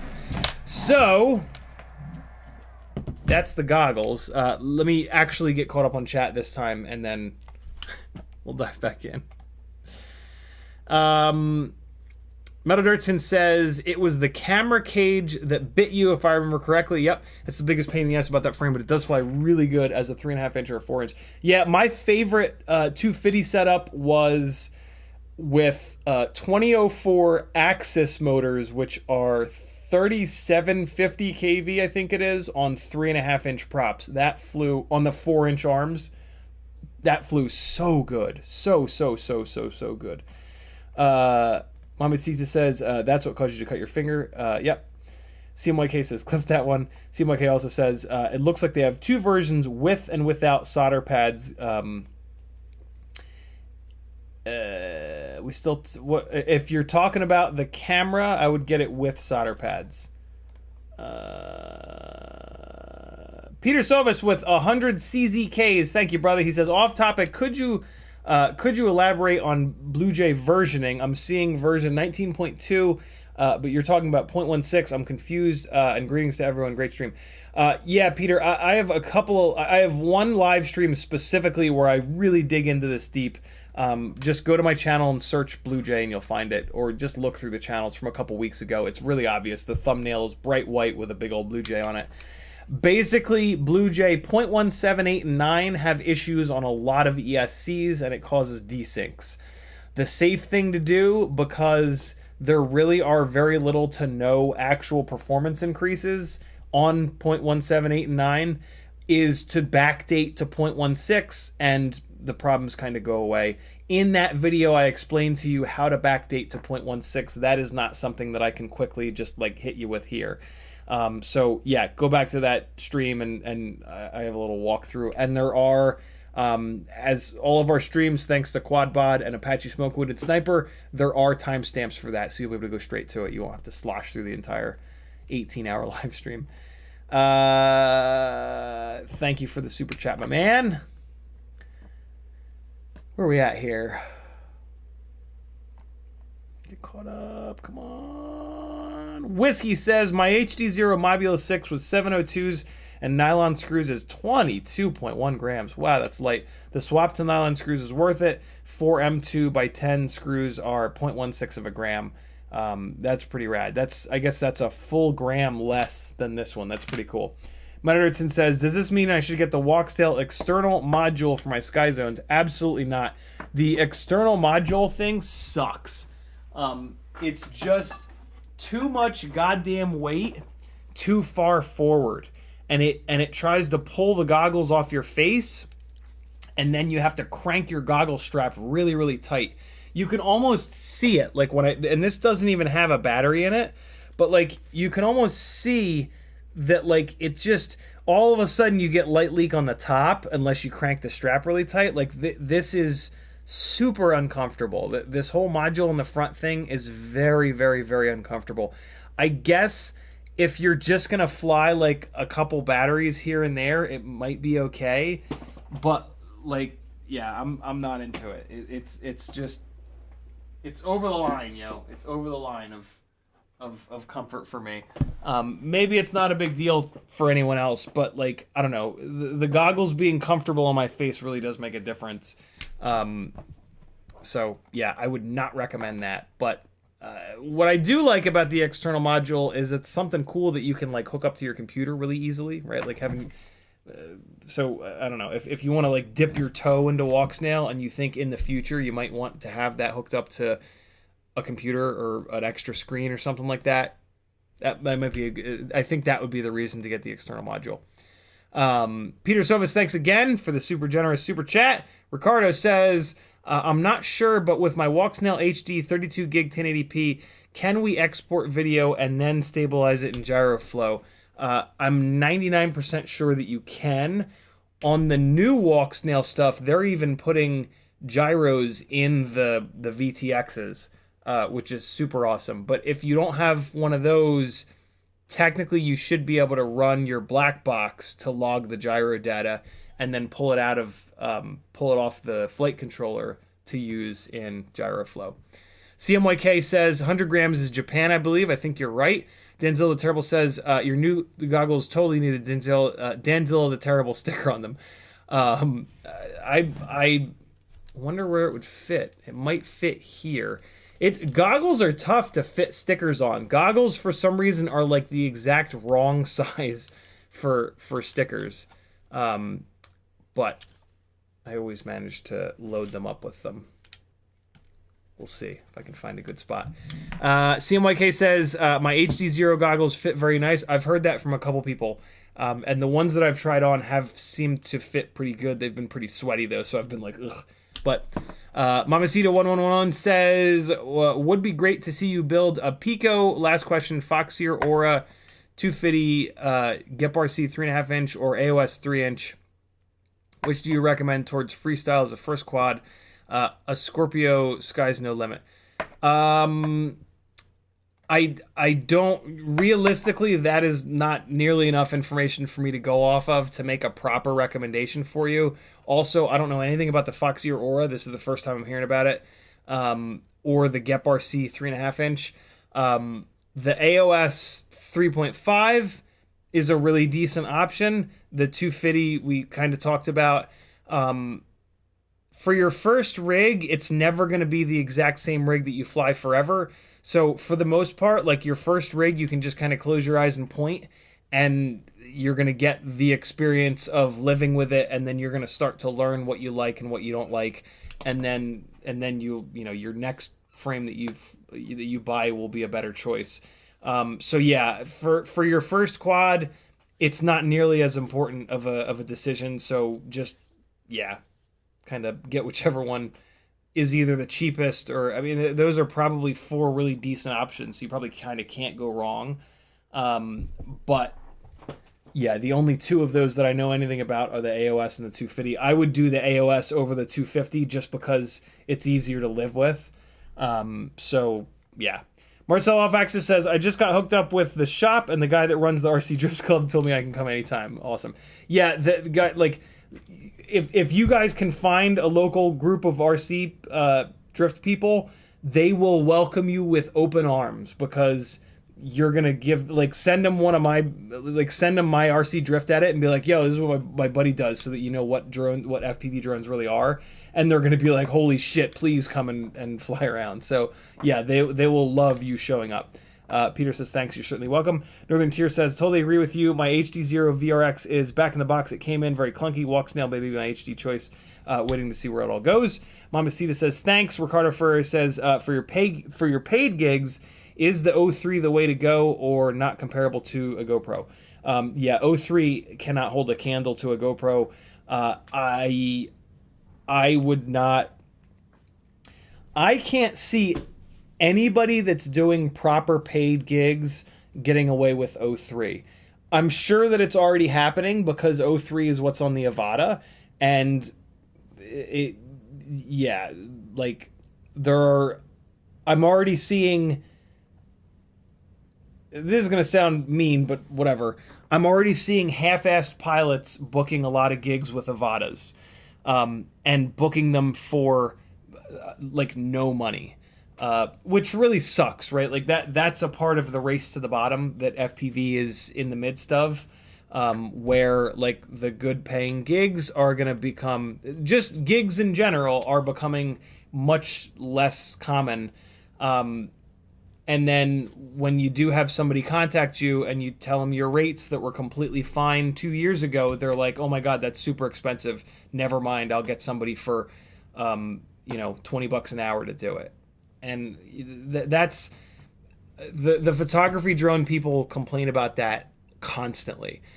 And I was really hoping that it wouldn't happen to FPV, and a whole bunch of us have been talking for the last few years and saying, like, yo, look, this is the minimum that we're going to work for. If we all just never go below that number, then we'll all make proper money. And that was good for about a year. And inevitably, yeah, people that just don't understand started to do work for, like, no money. And it's really a shame. It really, really sucks, because it hurts them too. Like, there is enough work for everyone, but it gets watered down when people do that shit and they screw themselves over. Like, admittedly, yes, they're not going to give as good quality work. But yeah, it just kind of sucks. So yeah, the O3, like, on a proper gig, the directors are going to be upset that you can only put a GoPro up in the air as it is. Like, the quality out of a GoPro is just barely good enough to mix with the cameras that are being, the medium format cameras that are being used on actual, like, decent sets. So yeah, anything even remotely less than a GoPro, and they're going to be, like, pissed, and you're not going to get hired again. And I've already had gigs where I didn't get hired again because they weren't totally happy with the GoPro quality. So yeah, O3 is absolutely no substitute. It will probably never be a substitute, unless it's just, a super low budget kind of thing. But see, here's the thing, like, even on the low budget gigs, they're just renting Reds, and GoPro barely mixes with a Red. So yeah, my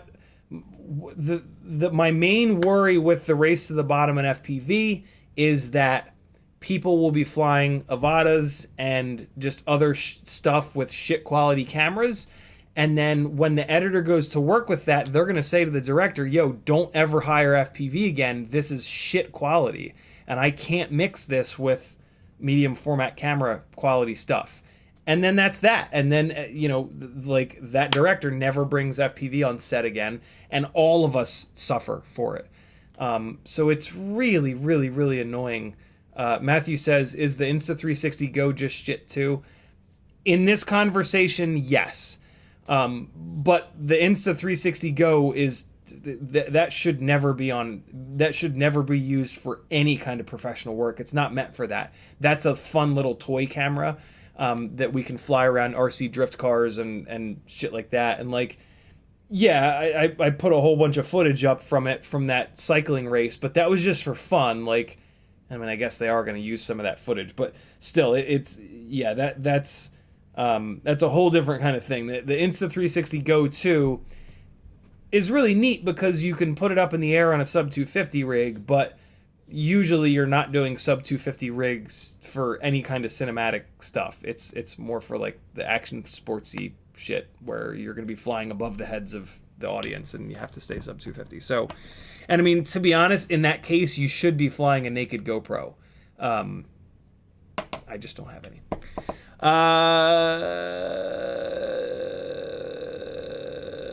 But yeah, 03 is not something that's good enough for any kind of a paid gig, unless it's like a $50, $20 an hour paid gig. But I don't know. It's hard because like, never mind. I'm not gonna dive into it. But Rob Exon says this is the reason I stopped doing wedding gigs. Yeah, the wedding industry has been hammered by shitty photographers that charge nothing and give terrible quality results. And, you know, with your wedding, it's like, if you weren't going to get a photographer, I guess it's better than nothing. But, you know, if the... Never mind. But Erickson says, in the capitalist hellscape, it's almost impossible to make a living doing anything that people do for fun. It's pretty tough. It is pretty tough. Yeah, you don't see many people doing it. That's for sure. All right, let's dive into Walksnail. Here we go. Ready? Maybe it'll just work. Maybe it'll just work.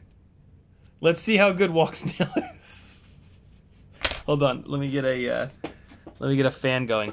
At the very least, I guess does anybody have Walksnail? Can somebody just tell me what to do? Yeah, maybe it'll just magically work. All right, we got a little fan going. I want to make sure this VTX doesn't overheat. So, hold on. Push the power button. That's pretty nice. And I'm going to plug this guy in. Put it on top of the fan.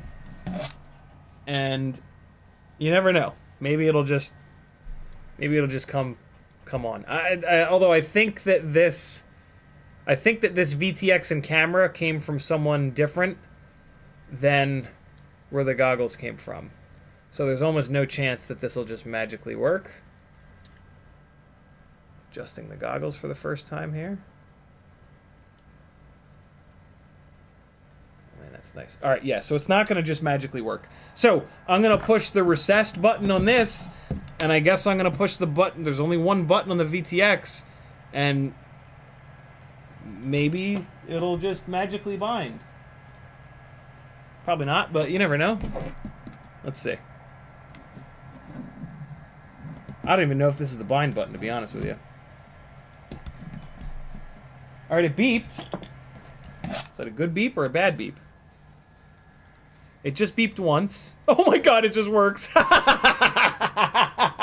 Oh my god. Firmware versions do not match. Please update the firmware. Okay, that's cool of it to tell me that. They use a weird... I don't know which option is highlighted. One box is filled in green. The other box is black with a green outline. I don't know which one... I guess the outline box is the one. Okay, the outline box is the one. Goggles hardware version 1.1, transmitter hardware version 3.2. So it looks like I need to update the goggles. Okay. VTX is already overheating. Let's get it unplugged. Okay, so I need to update the goggles. Wow, it just works, and it's on different versions. Go fucking figure. And there was an option to skip. Hey, ELRS. Taking notes yet? Is DJI also guilty of that? I think they are, right? Wow, that was pretty cool. All right, live stream's over. See you guys later. Go watch some bot grinder. I love you. Bye bye. How do I update these goggles? So there's a USB-C plug. Plug that in. Oh, that powers the goggles up. Oh, that's cool. And then I'm gonna go and I'm gonna type in Walksnail. I'm gonna type in Walksnail goggle firmware update. Let's see what Google says. We're gonna ignore those, and we're gonna go to, it looks like https://avatar-firmware.d3vl. Here we go.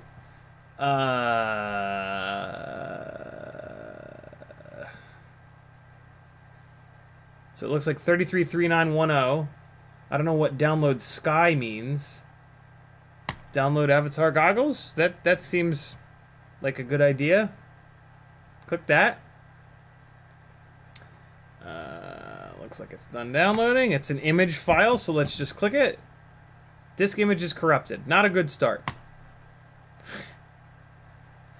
Let's try this one.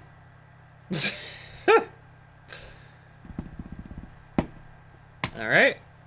Disk image is corrupted. Great. We're off to this is awesome. I mean, I could just use them. It gave me the option to just go forth. Is this PC only, maybe? If it's PC only, I'm gonna smash it with a hammer. Oh. Yeah, no.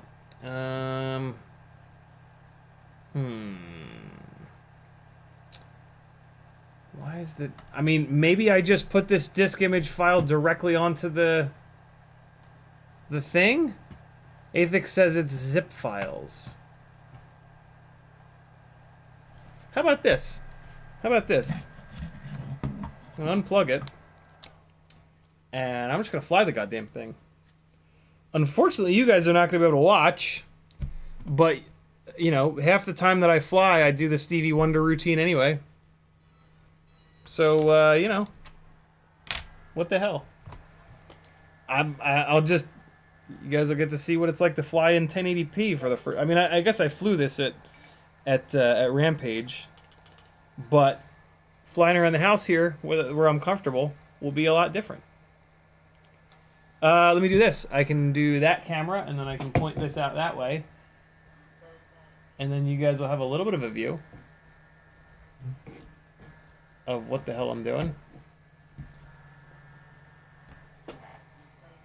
Look at that. Skip. Firmware versions do not match. Please update the firmware. Where's the jog wheel? Skip. It lets me skip it. God, is that nice. Wow. All right. I've put it on the floor. I'm arming it. It's not arming. There's enough light leak for me to look under the goggles at my transmitter. Stop telling me low battery, please. Why won't it arm? It armed a minute ago. Stop telling me low battery. Oh my god, the battery's down at 6.6 volts. It won't arm. Why the hell won't it arm? It's an MS... Oh, it might need MSP or some shit? No. ELRS is in Wi-Fi mode for some reason. Unplugging and replugging. That was weird. Why did it go into Wi-Fi mode?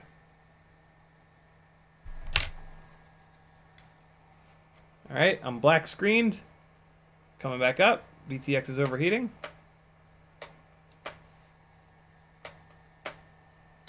Come on, you bastard. Why the hell won't it arm? Put it back on the fan.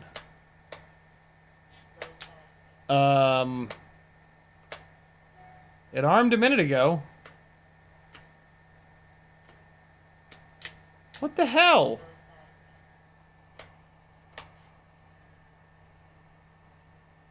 What? What do you want from me? Why? Why are you not arming?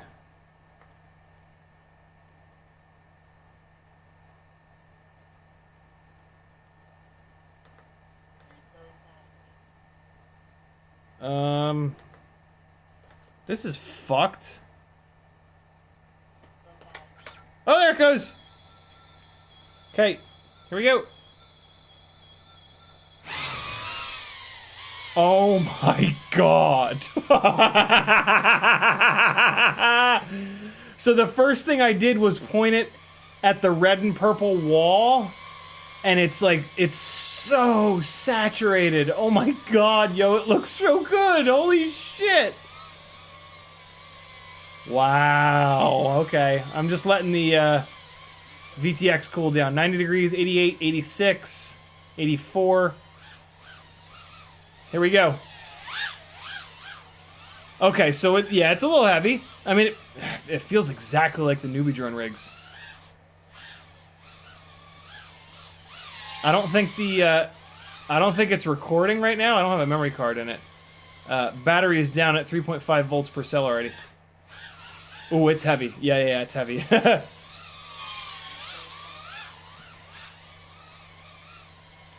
Battery's still at 3.5. There's also a little fisheye going on with this lens that I'm not used to. For all I know, this might not be fisheyed, and the cameras that I'm used to are fisheyed. Oh my god, yo. I can see I can just see. 3.4 per cell. Oh my god, it looks so good.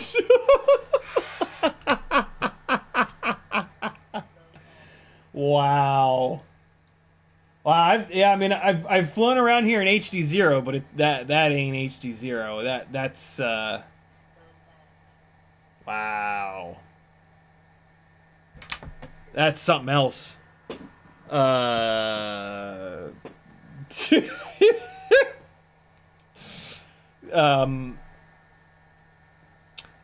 that looks really good in here. Let me hold on. Let me throw a memory card in this and see if I can really quickly get you guys a little bit of DVR. We only got like 8 minutes left, but I don't like where they put this power button. The power button is right where you grab them with your thumb. I'm afraid I'm gonna turn them, like, I'm afraid I'm gonna go to adjust them and I'm gonna turn them off. There's a memory card in it now, and I'm gonna put a fresh battery on here. That's the battery I just ran. This is a freshie. See if I can get you guys some DVR real quick, like. All right, go back to this camera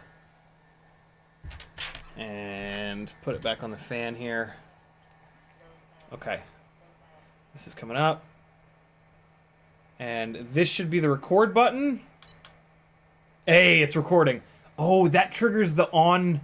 That triggers it to record on the quad. Whoa, hey. Well, you guys are gonna get to see this in a second. So, oh god, I knocked one of the gates down already. Woo! Yeah, it feels a little heavy, as well it should. But I mean, it feels exactly like the newbie drone rig does. Woo! Okay, I'm trying to not crash it into hard stuff. Ah, come on. Hurry up.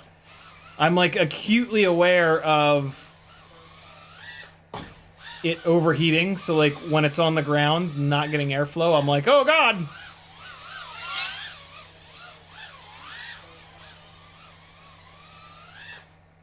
Oh, we got it. I think I might have gotten that one. Nope. Ah, come on. Wait, let me get it upstairs real quick so you guys can see that. Oh, this will also test the range a little bit. There's the upstairs. Whee! Yeah, this fly's decent, man. Oh, wow, that was a weird little artifacting that kind of happened. I don't know what power this is on. I don't know any of the settings. The OSD is kind of like default. Woo! Oh, God. It's artifacting in here now all of a sudden for some reason. The battery just hit 3.5 per cell, and it put some red bars on the left and right of the screen. That was really cool. Oh, let me try to get a Matty flip for you guys. Ah, oh, so close. Hold on. Come on, come on, come on. Oh, the camera's starting to brown out. Oh, shit. Yeah, okay. Push and record again. That stopped the recording. That's cool. Battery. And... hey, let's try this. Let me hook... powering them off.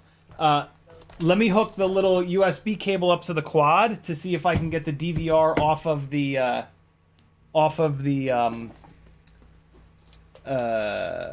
the rig itself. Where'd that USB cable go? Oh God, here we go. Here's the nightmare of specific cables. I don't have enough time to dig around for the USB cable. I'm sure it's here somewhere. I'm also sure I'm going to order an extra one of those. Goggles it is, yo. Yo, that's something else. That is going to chase drift cars so much better than the tiny lifter. Oh my God. There it is, avatar.mp4. Here you go, boys and girls. Wait, hold on. Let's not look at it in here. Let's pull it out, and there we go. Here you go, yo. Wow, look at that! Oh my God, look how good that looks! Holy shit! Oh my God. Look at the bit rate. Bit rate, right. Bit rate went really low. So yeah, it feels like with that little move, I was trying to go up to the gate at the roof, but I went back through the cube. The camera is also it's having a hard time with white balance. You'll see like it's trying to white. Those are supposed to be purple and red, and it's trying to white balance them into a, I don't know, some kind of like green and orange color. So I'll definitely be locking the white balance. I'm sure this is on auto white balance right now. So that's why it's really green when I fly back towards the drum set. But yeah, I mean, look how agile it is. Like, the comparison point to this is the tiny lifter. And, like, some of you have seen me fly the tiny lifters, and I wouldn't dream of doing any of this with those. Like, this is nuts. I wonder if it's recording gyro data. To then put it through GyroFlow. I'm gonna have to learn to use GyroFlow. Look at it upstairs. I'm hoping that you can see the artifacting that I saw right here. There it was. Look at that. That was weird. Here it is again. Ready? Right around here. Look at that. That's a weird little artifacting. But again, I don't know any of the settings. This might be on 1 milliwatt for all I know. And yeah, it's starting to get a little muddy there.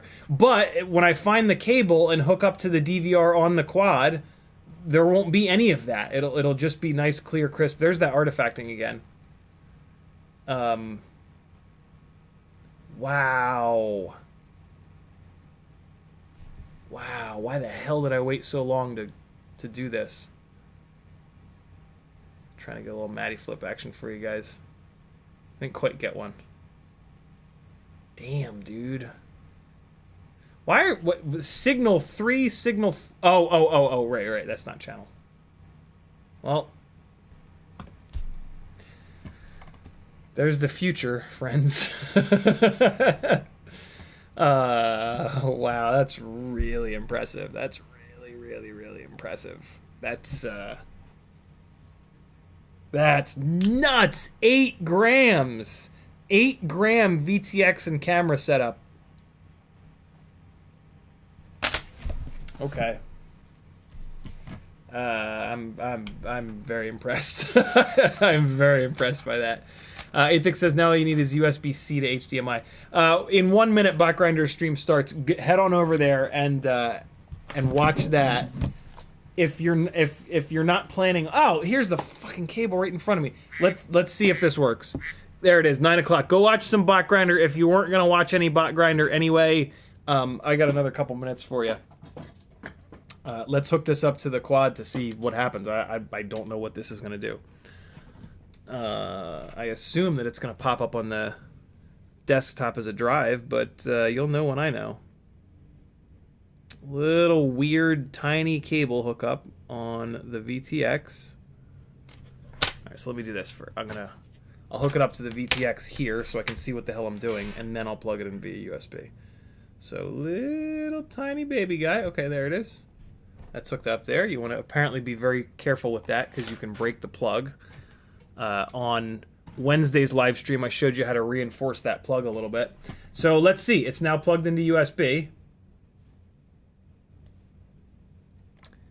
And nothing's happening. So I assume that there's a oh no, you know what? You have to power you have to give the quad power. You have to give the quad power. That's right. I remember hearing about this. Everybody bitches about this because you got to sit here and cook the VTX while it offloads footage. So the rig is now powered. And I'm assuming that it's going to pop up on the hard drive. Hey, there it is, untitled. And, yep, there's a whole bunch of files on it.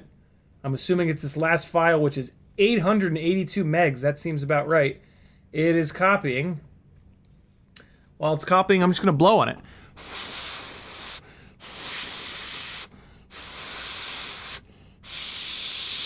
For offloading like one file like this, I'm sure this is completely fine. But yeah, if you had a whole bunch of footage on here, this would kind of be annoying. There it is. Good to go. Unplug. And let's take a quick look. Wait, where did it go? Oh, farts. Where the? Yeah, there it is. There it is. There it is. All right. See what this looks like. Oh, it looks exactly the same. But what I'm super curious about is, will it have that strange breakup? So let's go back upstairs here. And it was when we pointed right up here. It should be right here. Nope. Crystal clear. Oh my. Oh, although look at that. Did you see that? That was weird. Look at that. It's getting some kind of strangeness here. Huh. What is that about? Wow, this doesn't look as good as the goggle stuff. What's happening here? Oh, that's weird. What the hell? Strange. What is that about? Ooh, it's... I mean, to be honest, it's easier to use the to use the files from the goggles. You just pop the memory card out and you're good to go. Ooh, that's strange. Man, it's doing it all over the place. Huh. Oh, I wonder if it's from low voltage. Let's see. This is the beginning of the battery where it'll have full voltage. No, there, it just did it. It's not doing it nearly as much. I spoke too soon. Yeah, it's doing it a bunch. Ooh, that's weird. What is that about? I mean, it's not terrible, but the file from the goggles looks way better. And for chasing these RC drift cars, I'm going to be standing 5 feet away, so I'll just use the file from the goggles. Interesting. Yeah, I mean, I kind of don't care, but if anybody knows what that is, let me know. Oh, Storm Rider, really good point. Maybe the firmware update will fix that. Really, really, really good point. Yeah. The firmware on the goggles does not match the firmware on the quad, so I bet you that's it. I bet you that's it. And yeah, I haven't dove into anything yet. God knows there could be a setting that says make weird artifacts happen every 5 seconds. Wow! Not only did we finish building this today, but we flew the damn thing as well. I was sure that we would finish building it, and I'd go, all right, it's good to go, guys. Look, it's got motors. I'll actually fly it off stream. But we actually flew it on stream. That's something else. For all of you analog junkies, I've got 3 more batteries, and I don't want to start. Yeah, this is a cinematic rig. I'm not going to bang the shit out of this thing freestyle. We're going to fly some proper freestyle up in this bitch. What do you think of that? Because I got a couple more batteries on the charger. But like I said, go watch Black Grinder. Northern Tier says we can see where you have and haven't dusted yet. Damn, yo, that quality is sick. I mean, like that. I can I can tell that is better than the Vista quality, and the Vistas are absurdly good. But let's do some hardcore freestyle, yo. Let's go 0603 30,000 kV with Gem Van Tri-Blades. We'll go mega power for the end of this stream. This will kill these batteries a little bit quicker. Did I fly 3 batteries or just 2? 3? Nope, just 2. All right, we got 1, 2, 3. And where's that transmitter? There it is. All right, people, here we go. Let's get some proper freestyle on here. What do you say? And here we go, yo. High octane freestyle coming at you. Eventually. There it is. Oh God! Who put that couch there? Ah. Oh God! My God, this feels like a fucking rocket ship in comparison. This makes more thrust, and it's lighter. The rig that we were just flying is on 702 30,000s with bi-blades, and it's heavy. This is on 603 30,000s. Wow, that triggered crash prevention. I'm thinking of turning crash prevention off on a bunch of these rigs. I definitely need to turn it off on the rigs that I'm chasing the drift cars with, because it activates when I bump into the ground way too frequently. Oh! Oh God! That was the lamp that I hit.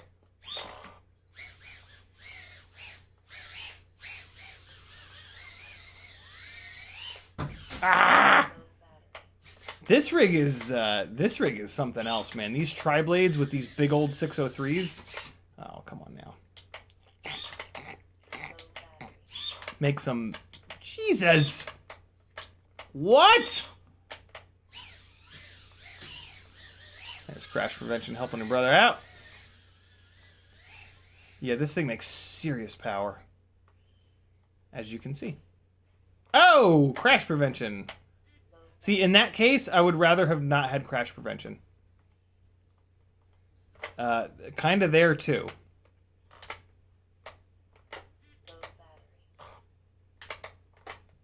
Ooh, I'm back behind the ball here.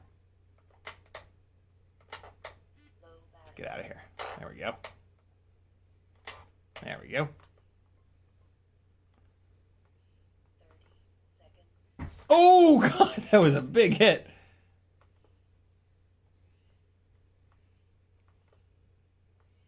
I'm trying to, like, end that mega... Oh, boy, that crash prevention really screwed me there, come to think of it.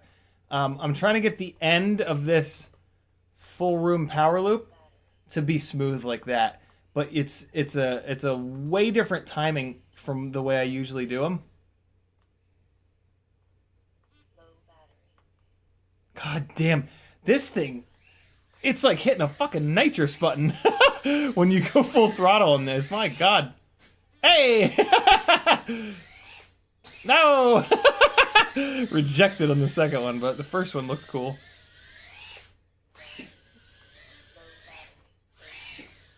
Almost. Today is not a Matty flip kind of day, apparently. I just saw that low battery warning, and these are like fresh batteries, so I don't want to beat them up any more than I need to right off the bat. I'm gonna have to have a set of batteries for cinematic stuff, I think, with these.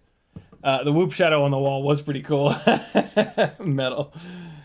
All right, here we go. Another fresh We Bleed FPV folded cell. The best of the folded cells, if you ask me. Just because they have stickers on them that don't peel off.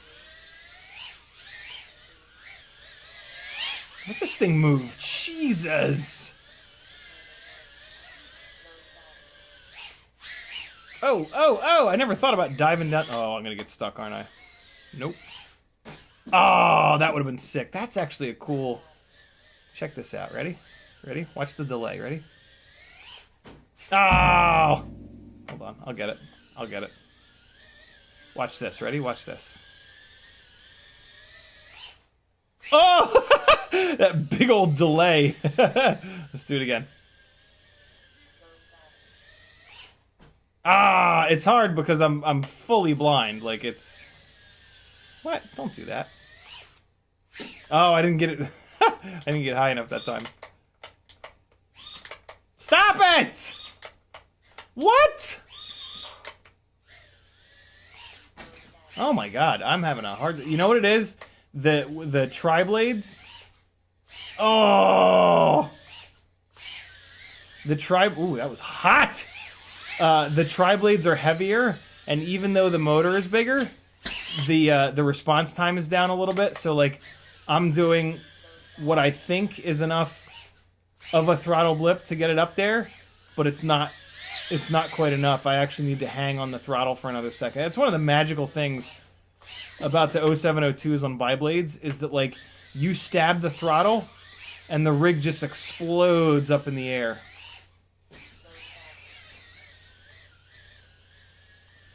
God, things happen so quick with tiny whoops. Ah, didn't quite clear it. I guess I'm also kind of throwing it from farther away too, so that doesn't help the situation any. Oh, there was a good one. Up. Why is the core temperature warning getting so upset? Let me just chill it out for a minute.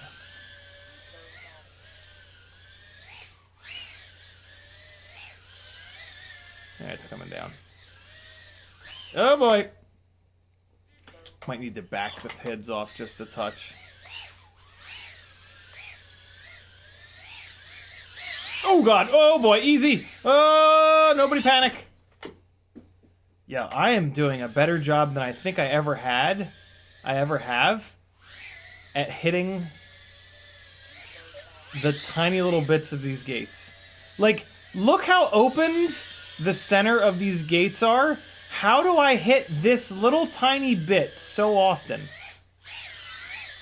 How is that even possible? Oh, you fart. Oh, I missed it.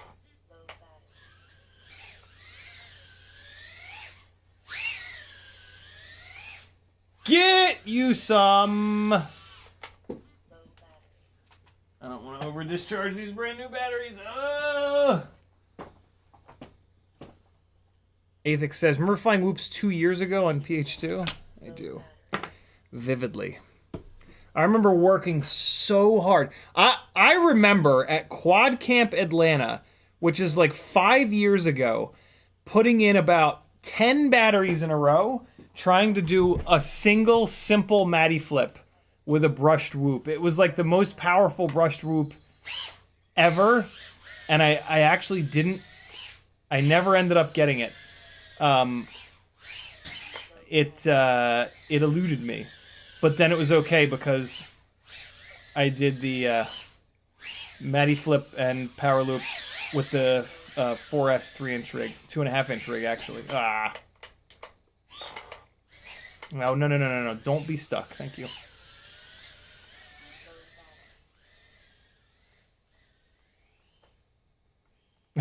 I love.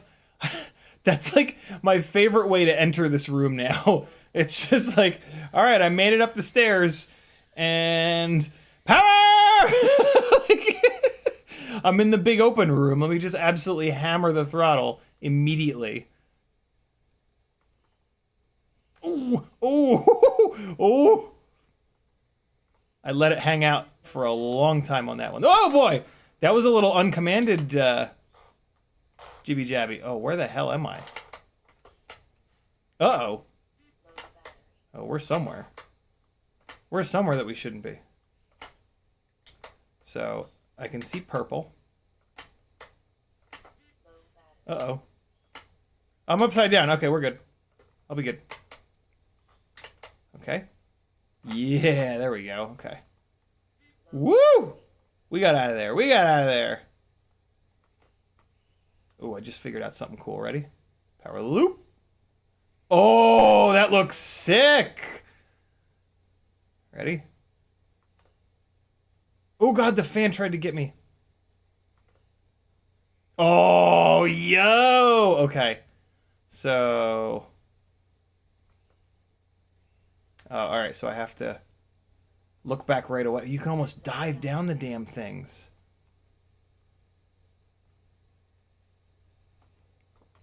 Oh, okay, that's cool. I'm digging that. I can also kind of play with this. I've never really played with these lights. I usually just try not to hit them. But this is good little, like, figure-8 orbit practice. They're so bright, though, that they just kind of disappear. Core temperature, would you relax? You gotta, I have to pitch it back early to be able to see them. Oh, that is fucking cool looking, though. Oh, God. Don't fall in the sink. Yes.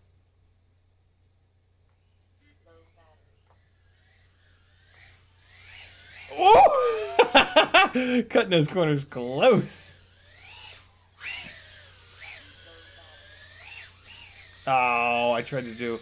Yeah, I think the, between the core warning and that and the weird little uncommanded arm drop that I just had, I think maybe this is the this is probably the beat up AIO. One of these happy model AIOs has always been kind of like imperfect. I just don't have it in me to roll over there and get it.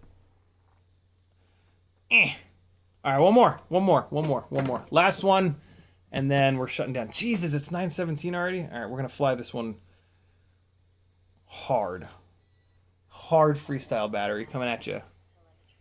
Let me bring the master multiplier just down a touch to try to get the temperature down a little bit, just a little bit. Just a wee little bit. Come on.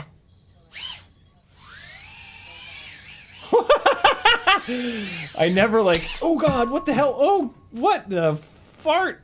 Fucking shit. It's somewhere that is completely unrecoverable. I know it. What did it hit? I guess it hit the water bottle? It was a weird noise. Oh, it's back here. Nope, that ain't it. Why is this hanging up in the air, though? What the fuck? Where the shit is it? Where are you, you little fart? There it is.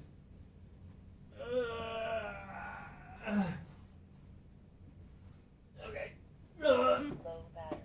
This rig is on a McStinky mount, so this is a good, we're getting some good durability testing here. Oh my God, why me?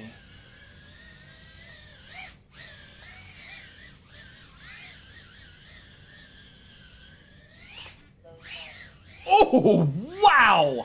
That's one of the cleanest coffee table power loops I've ever done. Maybe the cleanest. Fuck yeah. Oh no! We were on a little bit of a tear there. Ah!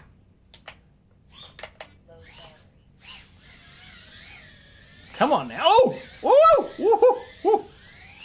Ah! So, oh, you know what another thing is that's different about this? This McStinky mount. Look how there's no ducts in view. This is more up tilt than I'm really used to. Okay. Oh, boy. That actually makes a lot of sense. Hey! Eat me. Oh my god! That was huge! Ah! Couch got me.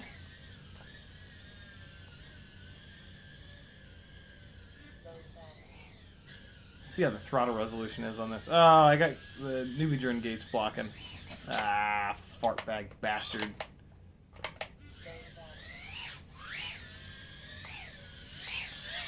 Still have to put the, whoa. Woo, God. Yeah, I gotta put the rest of the gates back up. I brought them on a rampage with me, and I didn't even use them.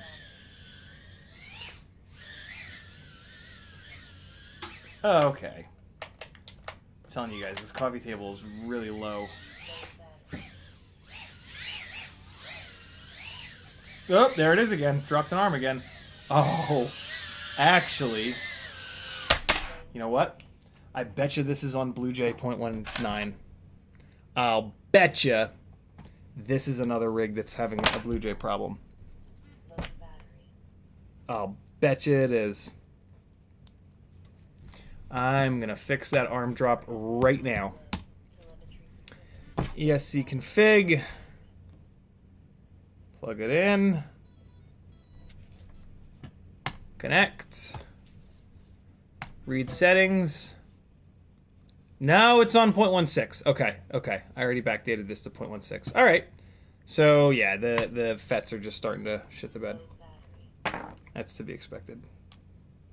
One of these Happy Model AIOs has always been a little bit flaky. And that battery is at 3.7, so that's kind of perfect. Thanks for hanging out, friends. Happy Pride Month. If you are an ally, reach out to your LGBTQ friends and say hi. Tell them that you love them. Tell them that you're here to support them and protect them if they need to.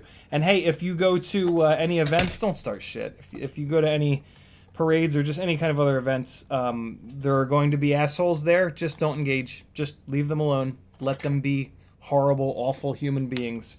That's enough of punishment for them. Just leave them alone. Don't start shit. It's not your place to start shit, and it's not going to help anything.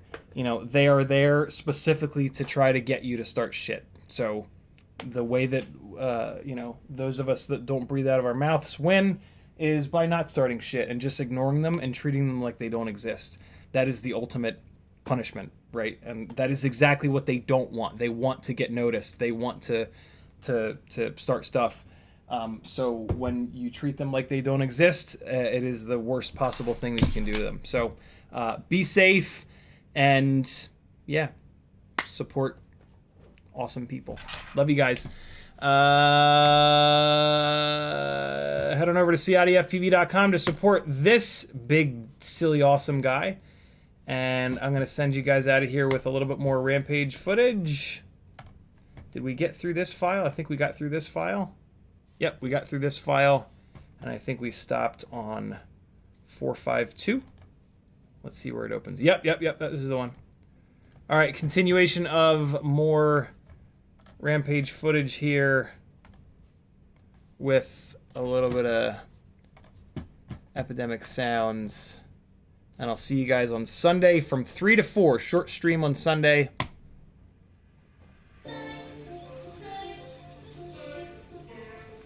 Down with this. This will actually mix really well with this footage. Be good, friends. I'll see you Sunday. Have an amazing Friday night and Saturday. Later.